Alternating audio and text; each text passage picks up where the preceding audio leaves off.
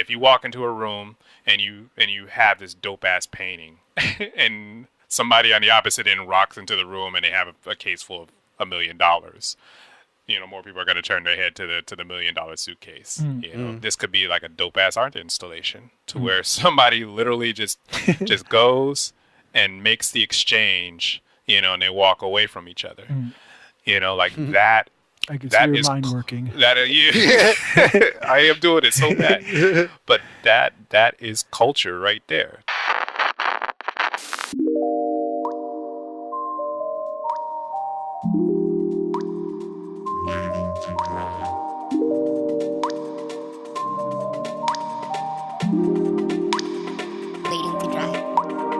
Hey everyone, this is Waiting to Dry. I'm Josh Lawyer. Hey, I'm Sergio Lopez. And today we have Josh Mays. Yeah. What's up, Josh? What's going on, guys? Pleasure to have you over. Yeah. I'm excited to do this with you. Awesome. Yeah, we're in his space where he creates. It's tight living quarters, but it's awesome. I mean, It's the Bay Area. What do you expect? Yeah. This is what I call the chrysalis. It's actually Nice. a middle stage, where I think I mentioned to you before that I'm getting ready for bigger plans, so I'm really filling this space with energy that ultimately is going to feed into something crazy that's coming up next. Nice. So, yeah. That's awesome. yeah. Looking around, you definitely filled it with your aesthetic. Like, it looks like your paintings in here, kind of.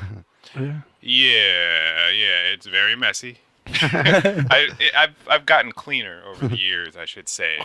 So yeah, my messiness over the years, like I think I know that I'm a maximalist when it comes to my aesthetic, when it comes to packing, things into the compositions.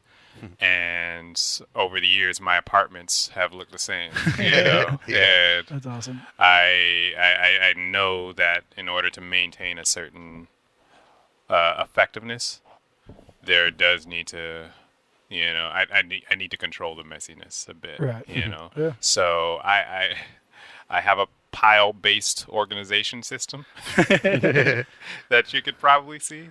Well, I don't think they make Tupperware big enough to fit your piles. yeah. But I have my pile of shit over here that is focused upon this direction of thought. I have my piles over here that's focused upon my window going over there. There's my laundry that needs to get done that you haven't seen. There's my smoothie making pile that's in the fridge. So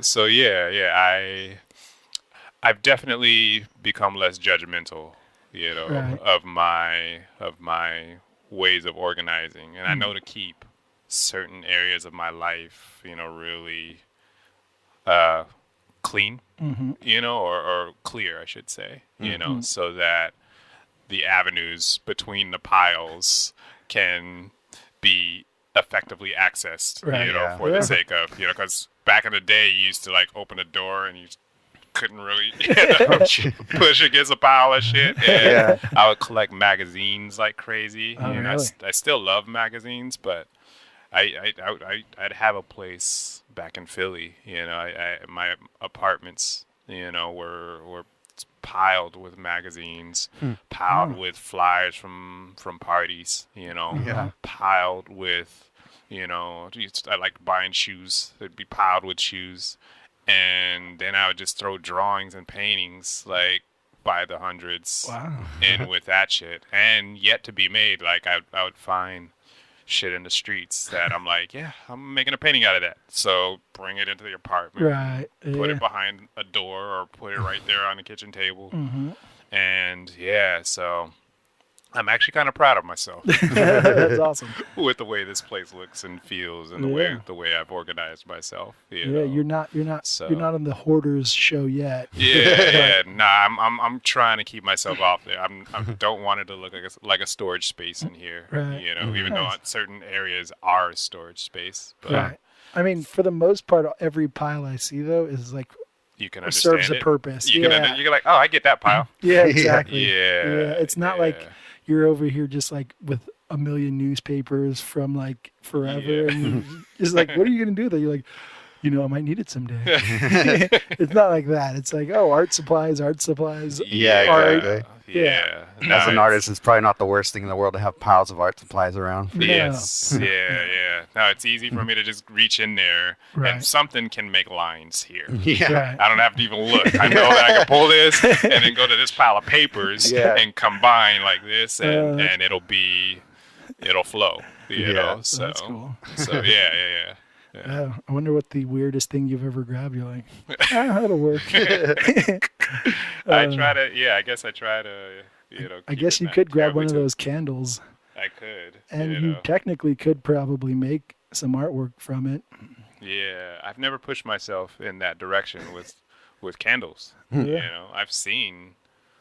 It's funny, like you mentioned that. And I'm like, oh shit, I can make some shit with some candles if you want me to, though. Yeah. But Yep. but yeah, it's so yeah. It's interesting, the space that I'm in, and again, like this chrysalis stage, I wanted to keep building and building, and I want to turn more and more of these piles of non-creations into piles of creations. Right. I Right. want towards the end of this space, the walls to be packed, to be a creative cave of sorts, that will ultimately explode into, like I said, my vision of a live work exhibition space, Right. with more space, with higher ceilings, with like I said, I want the live work exhibition space to be broken down into those three sections, to where people come into the front, or the side, or whatever entrance, and it's levels to it, and based upon your level of intimacy with me, you can check out the exhibit Right. space. You can then maybe come check out the workspace, and then if you know me well enough, you come and kick it with me, in the living room. Yeah. Yeah. You get to. It's like a video game. You get to the next level. Base. Yeah. And If you've beaten the boss. if you beat in the front door, Yeah. but yeah, I have ideas in mind on what I want to, not only what the place is how the place is structurally set up, but the programming that I want to come out of there, and the storytelling that I want coming out of there. Well, I mean, your workspace definitely produces a lot of artwork, so it's doing what it's supposed to do. I mean, you definitely produce a crazy amount of work and stay busy with, especially how much is packed into a painting. It's obvious that a ton of work is being put to get to that stage, and so I mean, you can't knock the piles, definitely, and so it's for sure working for what you want to do, at least for now. I mean, I wonder how big the piles will get when the workspace gets bigger, but I hope they don't get too out of control. But the funny thing is, and I was just thinking about this a bit ago, and it just popped into my mind right now as well, is how much I appreciate, something I got as a little kid, but turning things as a metaphor into a spaceship. Like I feel like this is a spaceship. Okay. And sometimes when I'm, like I have weird sleep schedules. There are times when I wake up, probably every night. I wake up in the middle of the night, and I just start scrolling the internet, and I go on ahead and get like a midnight snack of some berries out of the fridge, and I get like a pad to do drawings on because I'm about to watch anime into the night, and suddenly it becomes a spaceship, so is the spaceship being like a safe space, or is it more like No, space as in traveling and shooting through the stars. right? But almost for like exploration kind of. Yes. Okay, I see. I was trying to figure out what I'm diving into my imagination. I see. And each That makes pile becomes less of a pile and more of a console that you don't really understand. You just know I'm flipping switches over here and flipping switches over here, and I'm shooting, from this section of my Right. flow into the next section. And again, I got that as a little kid watching space cartoons. It kind of reminds me of Calvin and Hobbes. Yeah, Right. He used to like have those Spaceman like, Spiff. Yeah. it was yes. like it was the his cardboard box was the spaceship, and his Right. imagination just go run wild. Yeah. It almost reminds me exactly of that. Exactly. So yeah, it's funny how I'm still using that today. And again, I guess it comes from being very sci-fi appreciative, very inspired by stories of space travel and So sci-fi being like Star Wars and that kind of, or more cartoon stuff, or both of them, like it's funny how when it comes to the Star Trek versus Star Wars, Right. I lean Trek. Okay. I lean. There's something about there's something about the fact that Star Trek is tied into actual human history. Whereas Star Wars has nothing to do with at the beginning it says it's in a place far long ago and far away, Right. but you don't get a sense in a timeline of actual human history where this takes place, and they're trying to remove that. They're trying to remove it and send you into a section of George Lucas's imagination. right. Whereas Gene Roddenberry was trying to paint a picture of what our history looks like, Right. and really break things down. Yeah. So I sort of appreciate that sort of context, and I know in my work I do both, I both remove humanity, and say there's this other form of civilization building and storytelling that is going on outside of human context, or the human context that we're familiar with on this planet. But I also like tying, right into it, right into what we're doing and why we're doing it as well. Yeah. I definitely see. I mean, as far as history, I'll see some like religious symbolism in it sometimes. Yeah. And stuff like that, and I'm like, oh, I wonder what that, because your stuff for me at least is like, it's like a overwhelming almost. I'm like, I can't even start to break this down. Like I might be able to be, I think I know what that means. Yeah. But I'm always like, I remember there was this one time I was I was showing at Destructure, and you were there, and you were like, what's your favorite painting? And I was like, of mine, like what was my favorite painting I did? Yeah. And I pointed it out, and you were like, oh, I wish you just kind of like did this thing here and that. And I'm like, and I realized I was like, I can't even think that way. Like we just are on two, like we just have two different ways of thinking of how to create. Exactly. And it's like, I'm almost obsessed with editing it out, and you're like, I'm putting it all in. And, yes. and good luck figuring this shit out. And I'm like, I can't. Yeah. But I mean, it's still fucking amazing. I mean, it's really amazing. I don't know where to begin, but this is helping a little bit. I mean, the Star Trek, your obsession, I would say, right? Or would you say you're obsessed, or I wouldn't call it an obsession, or just you're a fan of? I appreciate. I definitely am an appreciator. Like you're not going to open a closet and see like a Star Trek uniform in there and see that I've gone to any conventions, no or judgment anything here. like that. I would say, like my mom actually is, I wouldn't even call her a Trekkie, but she definitely has she loves like the Next Generation. She has that DVD set on lock, and if you wanted to pull up by memory, pull up an episode of Star Trek: The Next Generation, or some obscure reference. She'll go in on that. She'll be like, "Oh wow, yes, that episode was amazing." Blah blah blah blah. The Borg are insane. Nice. But yeah, like I think I'm just like a big appreciator of not only of sci-fi, but even like I think you mentioned like religious context, in my work. And to me,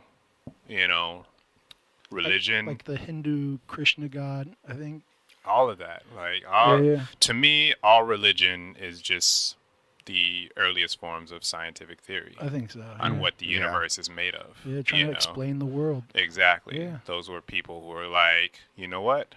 You see that thing in the sky that's keeping us warm and illuminated? Yeah. I think there is somebody pulling that in a cart in the Right. same way that I pull my loads on my Yeah. cart. Yeah, I There think has so. to be, because something, there's that must be big. Right. If I got close to it, I imagine when I get closer to it, it must be big. So the only thing that moves big things are horse-drawn carts. Right. So they're pulling it across the sky in some way or another, Yeah. So I love the fact that the human brain has done that over and over and I over think and so. over and over again and over and over and over They're again. like snakes are bad. So then, Yes, So yeah. then they're like snakes are evil. Yes, exactly. Yeah. And it's a layered context of so many things. Yeah, Yeah. Animals are have or wild animals that can kill us. Right. Have gone from being demons Mm-hmm. to being studies, zoo exhibitions and Right. studies on biology and recognizing that they're not demons. Right. Their goal isn't to kill us and destroy us. Their goal is just to stay alive in the same way that we're staying alive. Yeah. I was having this conversation with a coworker, Uh-huh. and we were what we were talking about was ghost. Uh-huh. Randomly, because I mean I'm not whatever, but we end up bringing up when you're a kid and you have that feeling that someone is kind of watching you or something is watching you, and Yeah. when you take out the trash or Yes. you're anywhere dark by yourself. And we were like, yeah, I think that comes from when we were evolving. Yes. You were afraid of animals, but then Yes. you could easily explain that feeling as just evil. Yes. It's some evil Yeah. thing, and you don't need anyone to tell you that. You just kind of think it. So if someone was like, that feeling, that's evil, you'd be like, Yes. yep, That's the devil. yeah, exactly. Exactly. But yeah, I've definitely been listening to podcasts and listening to people talk about that feeling, Right. and our tendency to even turn that sense of fear of the darkness onto each other and say, oh, if you look this way or if you have these beliefs from this perspective, you clearly you clearly are out to get me. You clearly Right. are after me and my children, and we each have that Built-in that software. built-in that biological that biological software Right. that is designed to listen for twigs breaking in the bushes, Yeah. because back in the day, twigs breaking in the bushes meant that a tiger is going to jump out and Yeah. try to snatch you and your children away, you Yeah, know. I think And now we're still listening for twigs in the bushes, Yeah. but there's no tigers anymore, right. you know. Yeah. Or And- twigs, really. There's definitely considerably less twigs, between now and probably a couple hundred thousand years ago. Yeah, for sure. When our fear of eyes looking at us from the bushes was sincerely, Yeah. Even probably other humans, sure. other tribes or other, when we were all Hmm. tribal and stuff. It was all a competition. Yeah. It still is a competition, but the thing is, it's all been a biological competition, and right now, like, humanity is ahead by so many points. Yeah. Yeah, we We're- won that race. like we're dominating the biological game. Yeah, you we're know? almost dancing in the end zone now. We've been dancing in the end zone for like the past 5,000 years. Yeah, pretty much. And now we're sort of recognizing we're sort of recognizing the sportsmanship aspect of things. I think so. We got to stop dancing. We got to stop dancing in the end zone enough Yeah. to recognize that the game itself needs to be preserved. Yeah, and the game know. itself isn't really a game. It's more like we're all working together kind of Yes. thing. Yeah. Biodiversity is extremely important. What Yeah. we're realizing. Yeah. Survival is important, but then Yeah. now that we've got it down, it's like, will we still die if we kill everything else off? Exactly. And there's different. We're getting deep into sci-fi and and not just sci-fi, but sci-reality. Mm-hmm. But there definitely is a well, there's different paths that can be taken. There's biodiversity of a planet where there's still tons of evolution happening and tons of evolutionary experimentation, producing ideas that work and don't work, and there's also a possibility of life.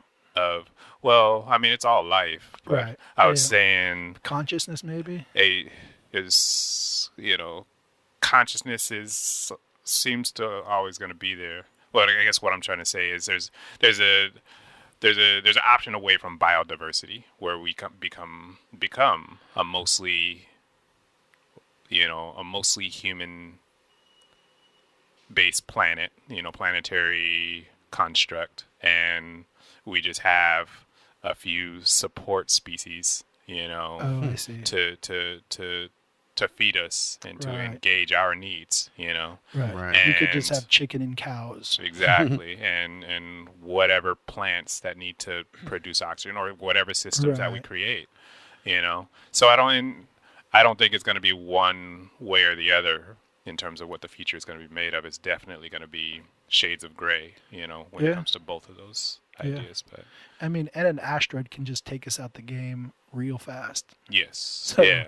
I mean, and that's the thing is I think that has been in our, and by our, I mean beyond just human beings, that's written into our DNA I think to try to come up with as many different ways of living and surviving and reproducing and defending ourselves and eating and and preserving energy and turning energy into into the next generation and turning the next generation into better versions of ourselves.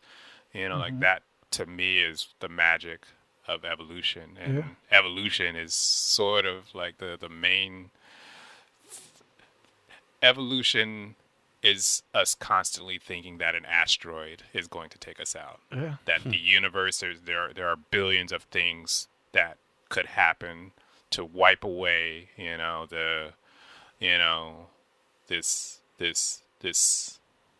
this balance, this sensitive balance that we are maintaining. And I think understand that the vast amount of the universe does not have the ability, the structure for us to take deep breaths.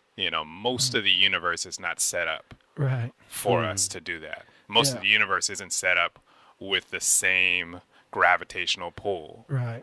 If we go, 1% closer to the center of the galaxy, our molecules are probably being ripped apart by some gravitational pull, or being closer to the center of the galaxy, because I imagine the gravity being closer to the supermassive black hole that is holding this star system here is that much greater, and therefore life as we see it cannot exist just because gravity has a different effect on molecules, and atomic structures and quantum structures. So anyway, that is.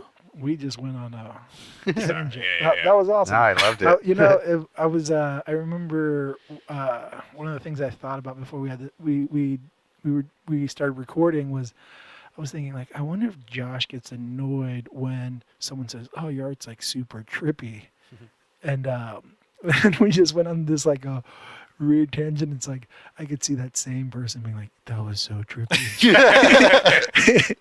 Yeah. I mean, by trippy, I don't know if you're like speaking of psychedelic, drugs, or if you're speaking of just the fact that what I just said was a trip in itself, or thinking in that way. I just taking a trip, Yeah. I mean, I wasn't necessarily thinking of it that way. I was thinking of the people that would say just say that word. That word, yeah. When they describe things. Yes. Yeah. And you're like, all right. I like trippy. Okay. Yeah. I like people to say that was a fucking trip. Because that means you're just temporarily transported out of your body, and into something else, and now you're back in your body like, God damn, what the fuck just happened? So that's definitely a goal in engaging my work. My favorite art does that to me. So I hope that you get a little bit of that from what I do. Yeah, for sure. I mean, Yeah. it's definitely one of the art form, or your artwork is definitely one of those things where I look at it and it's just like, that is going to be a commitment to to try to figure out, which is awesome. It's like you really need to take some time. I was thinking about this the other day because the way you ingest art nowadays a lot of times is through Instagram, and you give it literally like 2 seconds. And I was like, there's got to be a way to force people to even just look at their phone for 10 seconds. Yeah. I was thinking like maybe you make a video where it's like, my art will show in, and then do like 10, 9, 8, 7. And then you just make them wait. Yes. And then say like, all right, now could you please spend that much time looking at it now? Yeah. I mean, I'm probably not going to do that, but I just was like, and I think with your artwork, it forces someone to say, it's not just this. Yes. And take your time and try to figure at least a little bit of it out. Yeah.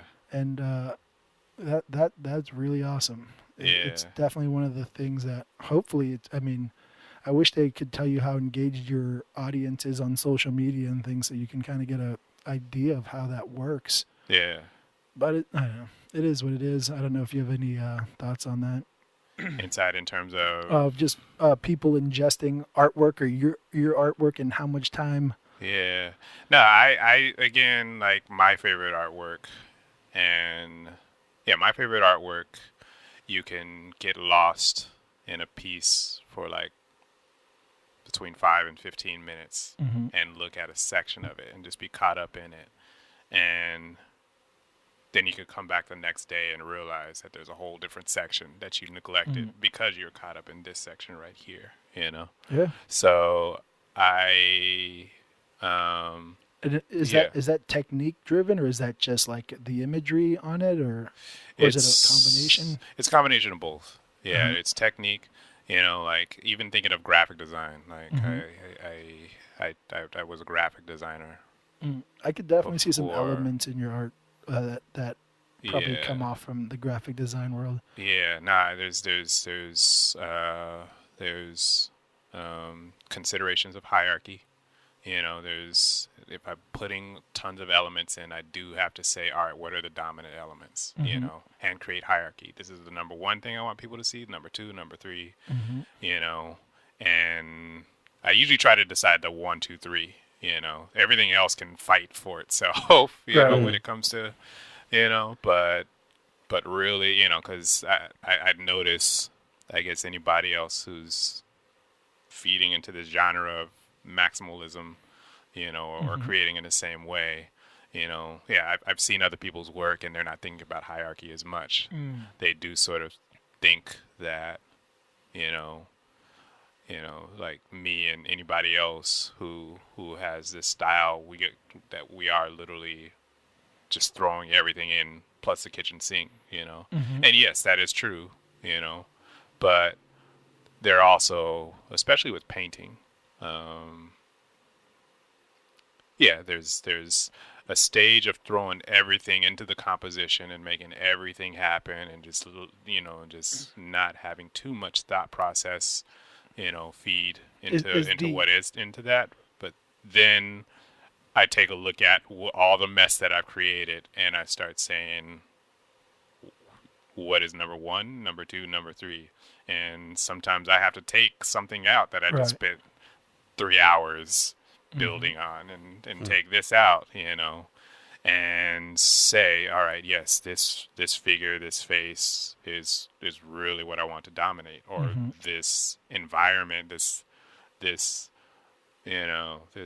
sky that's in the background is really important, I also think about it from the point of view of, like, again, this is in graphic design, seeing it from afar needs to be as interesting as seeing it up close, so putting an element in that grabs your attention from across the street or the other side of the gallery, that would make you walk across, and then as you get closer, other elements start bursting open for you, until you're putting your nose against it, you know, and seeing things that you couldn't possibly have seen. Right. So yeah, I definitely keep Nice. that far away and close up perspective, you know, Mhm. like both of those especially. Don't pay too much. Well, I was about to say don't pay too much attention to the middle ground, but yeah, like making it grab your attention from across the room, you know, as well as being intensely engaging once you get up close is important.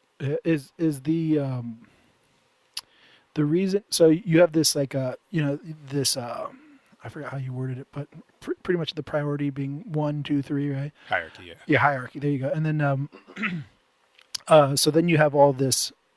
What do you call it? Maximalism? Is that what you said? Yeah, I don't even know if that's a word, but I use it all the time to describe what I do. Mm-hmm. So by putting all this stuff in, is I always kind of thought it was this, but I might be dead wrong. So this gives me a chance to ask: is the underlining thing being like the like controlled chaos kind of thing of like it's like it's so chaotic, but it's I always think of it as like a city, you know, like cities like this pure chaos, but it just seems to work. And I always wonder when someone's throwing in like this crazy amount of content into one painting, I'm like, I wonder if it's based upon that, like just that theory of controlled chaos. Man, I'm a big fan of big cities. You know, I love going to places. I don't know if you've ever been to Mexico City. I have not, but I want to. Man, if you want to talk about controlled chaos, like that place is intense. New York City, you know, is an example. Yeah, you ever seen the New York videos City of subway system, you know, you're like, holy you know, like how did they, when you go and you realize it's like you're going 4 levels down, and you're just like, how did they get this level down here? And it's all, you know, tons of steel like moving back and forth, underground type shit. Yeah. You know, and yeah, even being here in the Bay Area and going from, you know, seeing bridges, you know, and shooting back and forth, and seeing, you know, this flower shop next door to this, you know, next door to this foot massager, you know, foot masseuse. You know, seeing people engaging each other, seeing stickers, you know, shoot by on a truck that just goes by, you know, seeing that billboard up there, you know, communicating a contradictory message from the billboard across the street from it, you know, seeing, you know, so many different types of people engaging and maintaining their lifestyle and their perspectives, you know, while coming from vastly different contexts. You know, it's so much to take in about being alive, you know, and I think it's magical, you know. I think there are, I think people can get lost in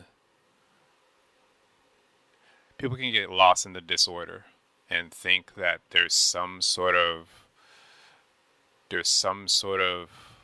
neglected order that is not happening, and in all reality it's always happening. Like there's absolutely a balance and order being maintained to everything, you know, and I can't explain it, you know, and I don't think you know, like I don't think humanity is going to understand why all these things are coming together in this life, in this at this point in this or place, even how, you know, like again, science and the people who are willing to sit long enough, because it's funny how science is sort of an overused term, you know, because sometimes people call themselves scientists and they've just watched like 5 YouTube videos back to back to back, and now they're researchers of sorts, you know. And it's like, no, like science is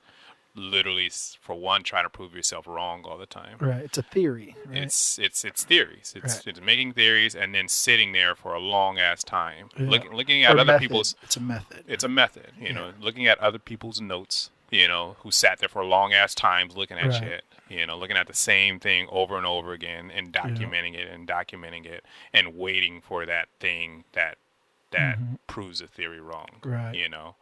And it's really, I'm glad, I feel like as when it comes to science and the field of research and experiment and and theorizing, I think it's the best time to be alive. Yeah, for sure. Like I think there's just so much. Like I couldn't imagine being alive in the time of like Galileo and Right. Newton and so on and so forth, because as much as they sparked upon brilliant things, like they didn't have the perspective. They don't have the tools that we have. Yeah. Like literally, like anybody that's sitting around saying the earth is flat, like you can literally get on the phone with somebody in New York City right now and ask them where the sun is in the sky. Yeah. And they will tell you it's at a different place in the sky than where it is where you are. And that will already prove that you're on an infinitely curved surface. You can get a weather balloon and tie a GoPro to it, and you can float it up, and before the weather balloon pops, it will show the curvature of the earth. Sure. It's like, come on, guys, do a little bit of work. And go deeper into it. Like if you are really strong with this theory of the Earth being a flat surface, I'm really strong on the get on the telephone and call somebody in a different time zone that point makes of view. sense. I never thought about that. When the sun is setting, like right when the sun is about to touch the horizon, go ahead and call somebody in a different time zone. And they will tell you that the sun is actually higher in the sky, or it already set where they are. Right. And then you'll be like, oh, wow. That, if we were on a flat surface, we would all see the same sunset at the same time. We would see the same sunset. Us here and people in Dubai and people in Sydney, Australia would all watch the sunrise at the same time. Yeah. Be in the same point in the sky. We would be witnessing the same 24 hours a day at the same time. Yeah. And you can video chat with them too, just to prove that it's night. Oh man, we got the tools just to manage that particular theory, So they're all holograms, man. They're all no, You're starting to sound like a shill. yeah. Who's paying you off? So the thing is, and it's funny because I love actually the part of human imagination that also comes up with the conspiracy theories that would break down. No, it's not an infinitely curved surface. There actually is there's a system of nano machines in our brains that makes me think that the sun is there and that you think the sun is there. There's proof. I just watched a YouTube video that just broke it down. Man, it was so amazing. You don't know, man. You just don't know. Wake up. Exactly. So nonetheless, I go back to complexity and the complexity in my work and how it sort of echoes what I love about complexity of urban environments, and the idea of hundreds of millions of us, coming together to create.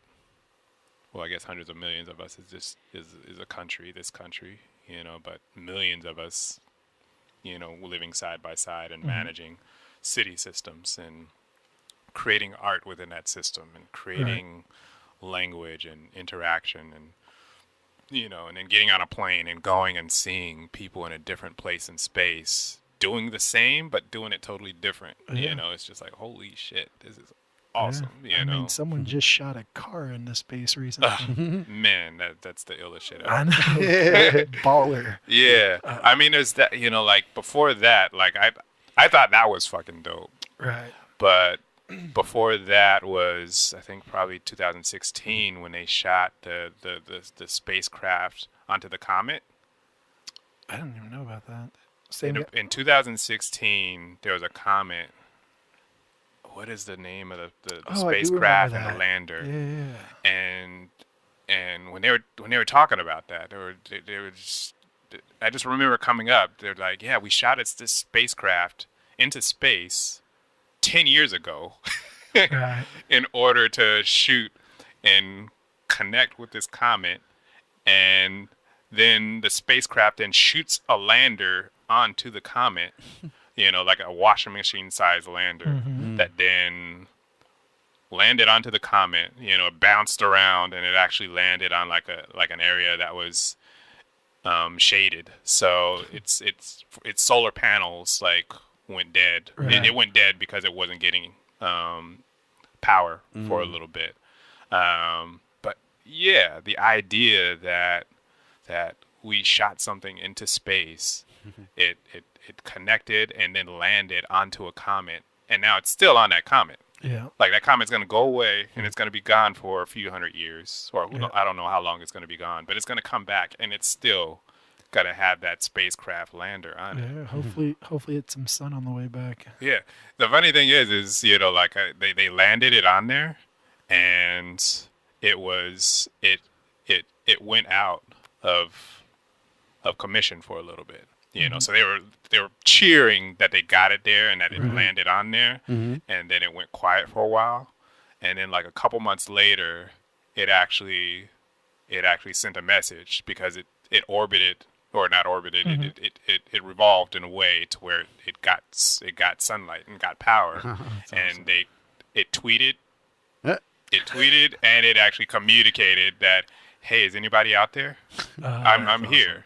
And it's just like, holy shit, the time that we live in right now, like it makes me like, yo, shoot me on there to do like a mural on, like next comet, just shoot me on there and I'll do a painting on the side of it and try to catch a spacecraft back, but yeah, like it just made me think of everything, all the non-man-made spacecraft out there that we could attach to and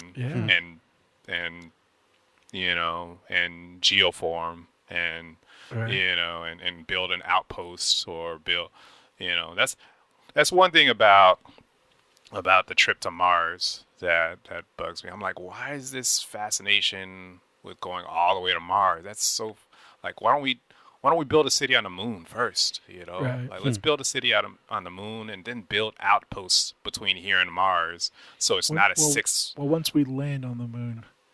I'm just kidding. I know. Wake up, Josh. but yeah. I still believe that we landed on the, like we have the means to land on the moon. Why haven't we landed on the? If we haven't landed on the moon, why haven't we? And I'm like, nah, we've landed there. Yeah. We've. Like I said, I'm just like, build a city on the moon. Like build something where we can see from a telescope, just to first stop people from. Goodness gracious! Yeah, talking. Build. That's a big SOS sign. Yeah, do anything. Build orbital colonies. Like, I love the idea. I think I've been watching. There's a different anime series where it's based upon a city that they just built in space. They just built a space station big enough to where millions of people could live there. Right. Maybe not millions. Maybe build an orbital colony where you can get 100,000 people on there, and get culture creating, and then build a system of orbital colonies, and then build, a city on the moon that could support 1 million people, and then find a natural spacecraft like an asteroid, and figure out a way of attaching boosters onto that, and then building a place, within that you could probably mine like crazy amounts of heavy metals and minerals to build and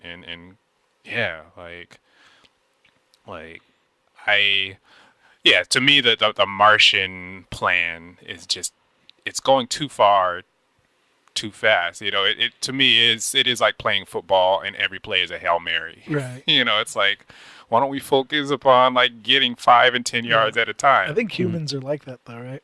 We start off with the Hail Mary, then we, when you watch football back in the day, every play was a Hail Mary, and then when they were wearing leather caps, and then it slowly becomes refined. It's like we work backwards. Exactly. They're like, we can use these running backs. We could start just getting, every play doesn't have to be a 30-yard play.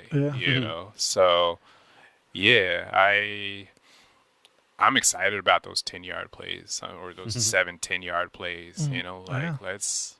You know, I would love somebody to say, you know what, the space station that we have right now that's going around, let's build a wing to that. Let's build a few additives. Yeah. You know, let's build stuff onto that and create.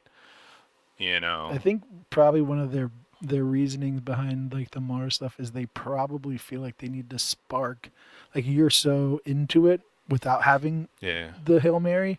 It's almost like they're like, we need Hail Marys to get everyone stuck in this. You know, it's like we need the Babe Ruth, we need the home run hitter to get everyone watching, and then we get to do what we want. You know what I mean? It's sort of interesting, you know, like bringing in the football analogy, because it is almost like the reason why people don't watch certain sports is because there's not enough scoring and excitement happening, you know. So when it comes to space travel, we need to have a huge... You know, having a small goal, which is a big goal, right? But having a small goal is just not going to get the viewership. You know, it's not going to get the excitement that brings people into, you know, into that. So I think Neil deGrasse Tyson is like the science Babe Ruth. I agree. He's definitely out there. He's like the Babe Ruth / I don't even know like the name of somebody who is an excellent sportscaster who knows how to inject poetry, you know, and beauty. Joe Rogan. Joe Rogan. Well, he's not for MMA. UFC. Yeah, I guess so. I don't really watch football. Like I don't know, John Madden doesn't do it anymore, but kind of him. I don't know. Yeah, I don't know if he was poetic. Not really, but well, in terms of just being able to apply language, and get it so that people are just like wrapped up in the storyline, and you know, so I mean, as far as science, that they have Neil deGrasse Tyson, but I mean, I think we were talking a little bit. He comes from the vein of Carl Sagan, and you know, and we were talking a little bit before the podcast about art. Bringing it back to what we do, and just kind of like us lacking almost like a voice for the art people. Absolutely. And just kind of, I think art. You know, we're trying to figure that out. I mean, I don't know if we necessarily need one voice, one person representing. I think just we need a presence almost. Do you know what I mean? Like we need the art world to kind of mean something to people. Absolutely. Yeah. And the old model, you know, was the galleries and the museums, you know, are where the stories should come from, you know, not necessarily the artists themselves. Right. You know. Yeah, you know, like thinking about it, really, you know, are there any artists that actually wrote like a good autobiography? Right.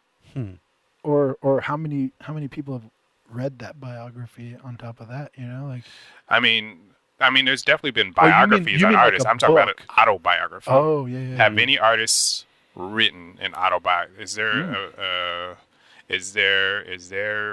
you know any, Sergio? I know Whistler wrote a autobiography. It was something with the kind of a weird title, like How to Make Enemies or something. I forget exactly what the title is called, but I don't think it's an autobiography. But I think it's a book that he wrote, and that wasn't necessarily just all about like art technique or anything like that. It was more him talking about like what he believes as an artist. He was kind of a bit of a shit talker, Whistler. So he had a lot to say about art. He's kind of a celebrity in his own time too. Artists used to be a lot more celebrities than they are now. Sure. And so I know that he wrote a lot.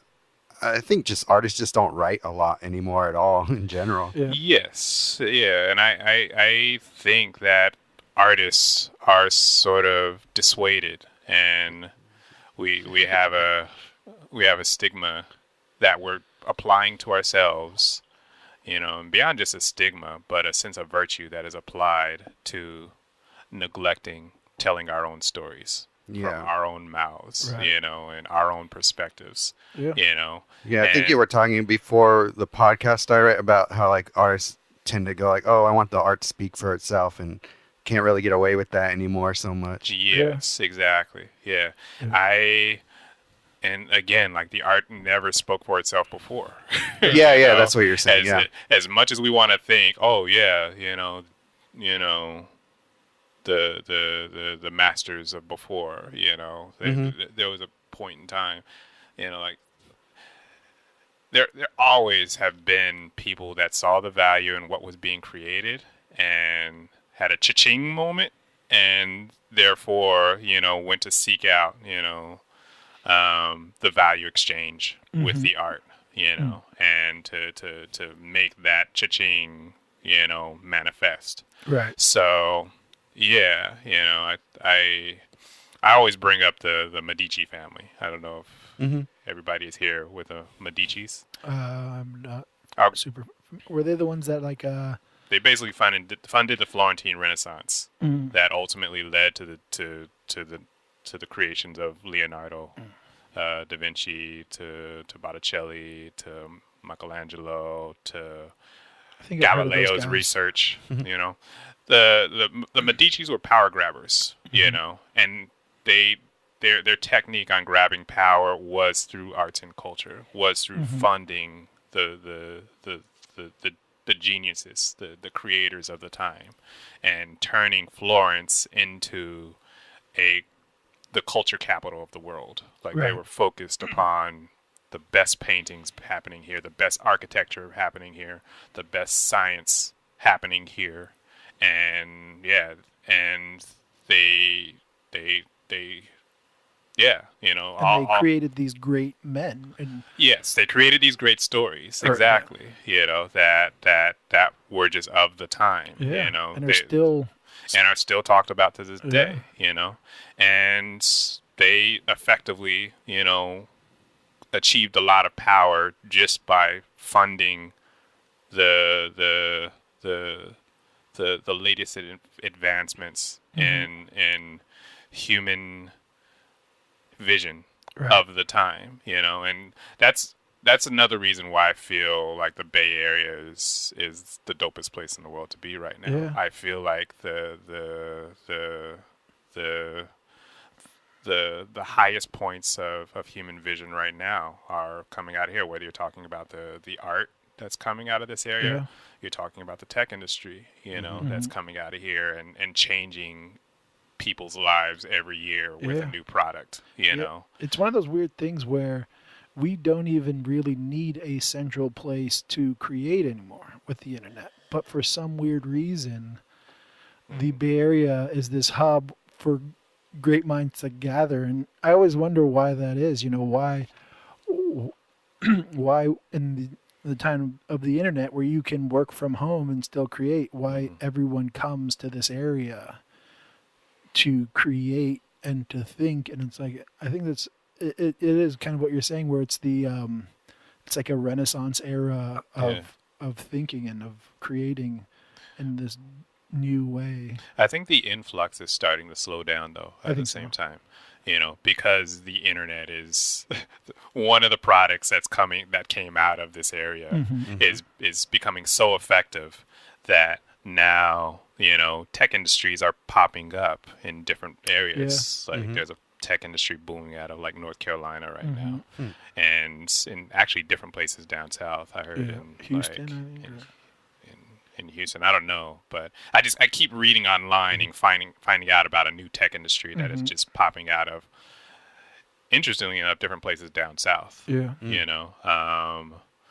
I think that's based off of regulations and stuff like that. Yeah. I mean, better taxes. I mean, if I was running a city government right now and I was in the middle of Kansas, or if I was in North Dakota, or if I was in Milwaukee, a lot of or incentives. if I was wherever, I would say, let's create the next tech industry here. Let's create the next, let's think on the cutting edge and build, upon that point of view, So back to art and back to Medici's, I always, for one, I'm like, go and watch the fucking, I watched the documentary on the Medici family and it sort of blew my fucking mind probably about 15 15, 20 years ago ish. You know, was it like a BBC documentary? Or it was on like PBS. Oh, okay.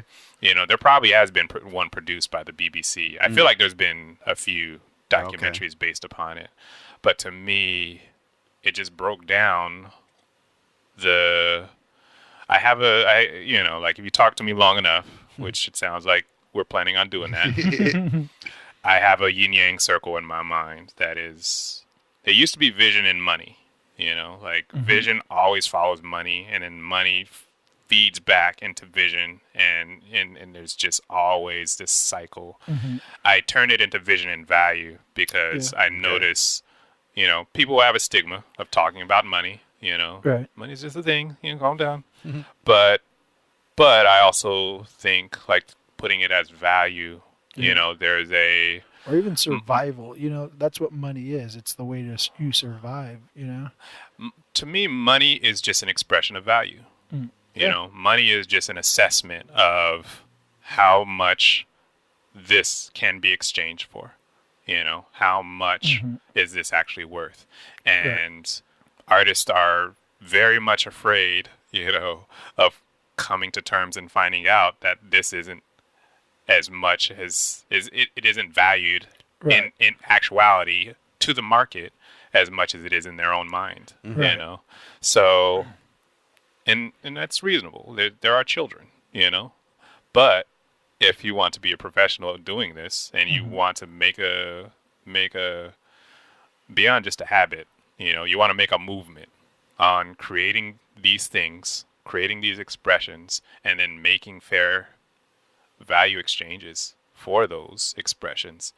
You're going to have to come to terms, you know, for what things are actually worth, and then make adjustments, you know, like if this is, you thought this was worth $1,000, but it's only worth $100, you're either going to have to make it better, make the value higher, or you're going to have to make more of them, you know? You're going to have to assess your lifestyle and assess, you know, you're able to make assessments on everything else in your life. You're able to, you know the numbers on how much gas and electricity you're using in your place. You know, you're able to make assessments on how much it costs to live here. You know, I always talk to artists, you know, around here who are talking about their rents going up, you know, and this is in regions all over the country, you know, whether you're in Denver, or you're in Philly, or you're in Oakland right now, you know, your rent's going up likely in where you are. And the taco truck down the street, you just notice that the tacos are no longer $2. They're now $4. Right. You know? Yeah. But artists, for some reason, cannot add, you know, they haven't started with their work being at that $2 level, you know. They haven't built, you know, like a regular interaction with the value exchange of what they're doing, you know, to recognize that, all right, I need to, you know, prices are going up, you know, but every place, the hardware store, you know, is going to make its adjustments, you know, the restaurant down the street is going to make its adjustments, you know, everybody is pretty in tune with the fact that there's a value exchange going on. And again, you know, like I absolutely believe that culture progress is when there's a healthy vision and value, you know. And as visionaries, like visionaries are just the people that are coming up with crazy ideas and crazy perspectives on what human beings could be doing with their time. Do you think that that the responsibility for kind of artists gaining that knowledge is the community of artists surrounding that artist, or how would you know? Because I think with trying to build value as far as art, you kind of, at least in my opinion, you want the artist around you to also value their art enough, or else you'll go to the taco truck selling $1 tacos instead of the $4 taco, right? So it's almost like you need all taco trucks to kind of value and understand that things are more expensive, so we need to raise our prices, but with the art community, do you think it's, kind of like, almost, I wouldn't say like a mentorship, but almost like, hey, you should probably be like your shit's. I mean, I've got that before from like a friend who's artist, where like, dude, you gotta raise your shit up, like that's too low, and I'm like, all right, yeah. Well, like to me, like the goal isn't to try to get everybody selling $5 tacos. I think the goal is to just respond effectively to the market. Yeah.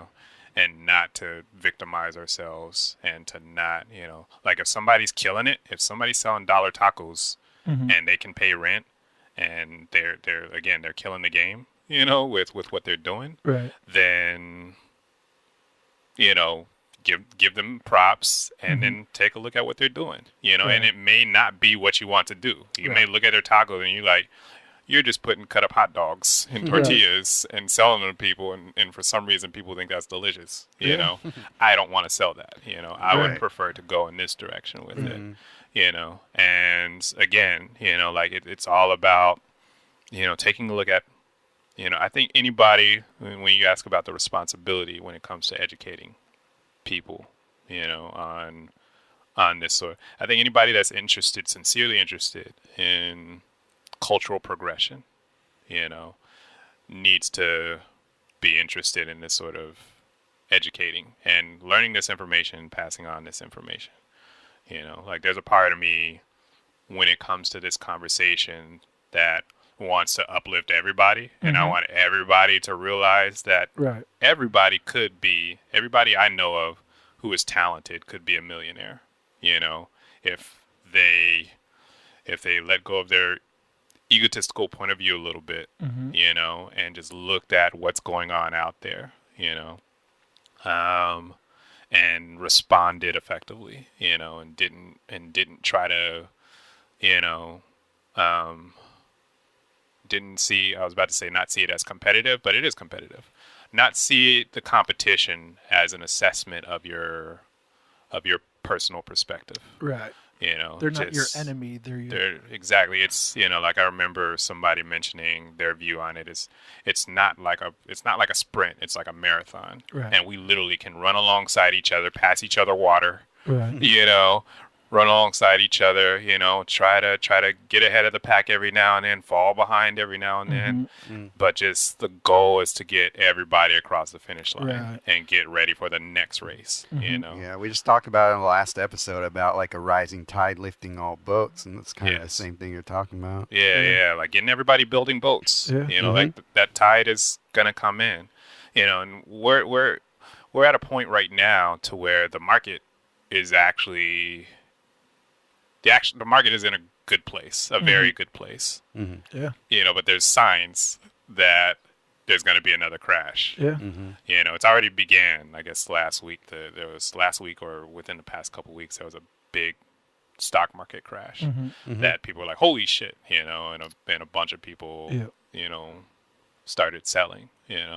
But yeah, like when it comes to the visionary point of view, when the market is good, that means your ideas can get weirder, and you can go more into, crazier shit. And, if you're looking to be the next Mark Zuckerberg or whatever, you can find more investors and people willing to fund you into that point of view. If you're trying to be the next, Jeff Koons or Takashi Murakami, people are willing to fund your ideas that will take your weird imaginings into that space. But when the market goes bad, then you have to go with the tried and true, like what sells. Like you have to start selling hot dogs and tortillas. But you could also argue the opposite, right? You could also argue like, while everyone's going safe, you go crazy, and you stand out. Yeah, might be the right. That might be the right move. I mean, if you're willing to go crazy and go weird while everybody's going safe, and storytell, and build a brand based upon you having, your weird perspective on things, then it could absolutely, maybe there may be somebody who's sitting waiting for that moment. Like right now. So, there is so much. Like I said, the good market has produced lots of experimental ideas and lots of people doing things on grander scales, and lots of people, lots of people deciding to start podcasts, and lots of people deciding to be filmmakers, and lots of people deciding to, what, I'm gonna be a muralist, and then they go and just buy the stuff and try to build that perspective. There's a lot of people leaving their jobs as bank tellers because they want to go on ahead and try to become a professional creative, And again, when the market goes bad, they're going back to the bank like, hey, is that job still there? And hoping, and it's like, no, there's now 20 people applying for that job that you left, So it's I think just recognizing that ebb and flow, and recognizing really the people who kill it all the time, the people who are who come out on top do well in both points of view, and they have an honest assessment, and they create a plan based upon those high tides and low tides that always come around. And they always, they don't see, they sit around when the market is good, and they're like, it's too good. Or even, you can smell the distant forest fire over the horizon that you're like, shit's gonna burn down. It's way too much extra kindling that too many trees have grown and dropped branches all around here. At some point, all the dry brush that's under everything is gonna catch a spark, and we're gonna have to start from scratch again. I think another big thing is just being in that mindset. Allowing yourself to think that way is big. It's like we were talking a little bit about rap music earlier, and and just like you can be the best backpack rapper in the world and no one heard of you. Yes. If you don't have your business right. And rap is one of those music forms where they really respect the business behind it, because that is a huge part. And if you, as an artist, if you allow yourself to not only think of how to create art in the best artwork you can, but if you also are thinking, just trying to think in that way of what's my next move and how do I relate this to the outside world as far as finances go, you're already taking a better step forward than the backpack artist. Absolutely. Yeah, it's almost like as you're talking, I'm just thinking about hip hop and rap as being so unique in that way, to where you can literally write a song about your business plan being the best, better than anybody else. I'm making money coming out. I'm making cash. I got a plan. Next year I'm making 50% more. Now, people be like, oh, that shit's dope. And you couldn't do that in most other genres, and especially in painting. If you made a painting about how dope your business plan is going to be for next year, people won't respond as well as if you're on stage and dropping bars. They also embrace the competitiveness too. Exactly. Yeah. All that stuff. It's shitting on everybody. Yeah. Exactly. And so it's, So anyway, I definitely have a solid appreciation of I'm becoming just more and more passionate about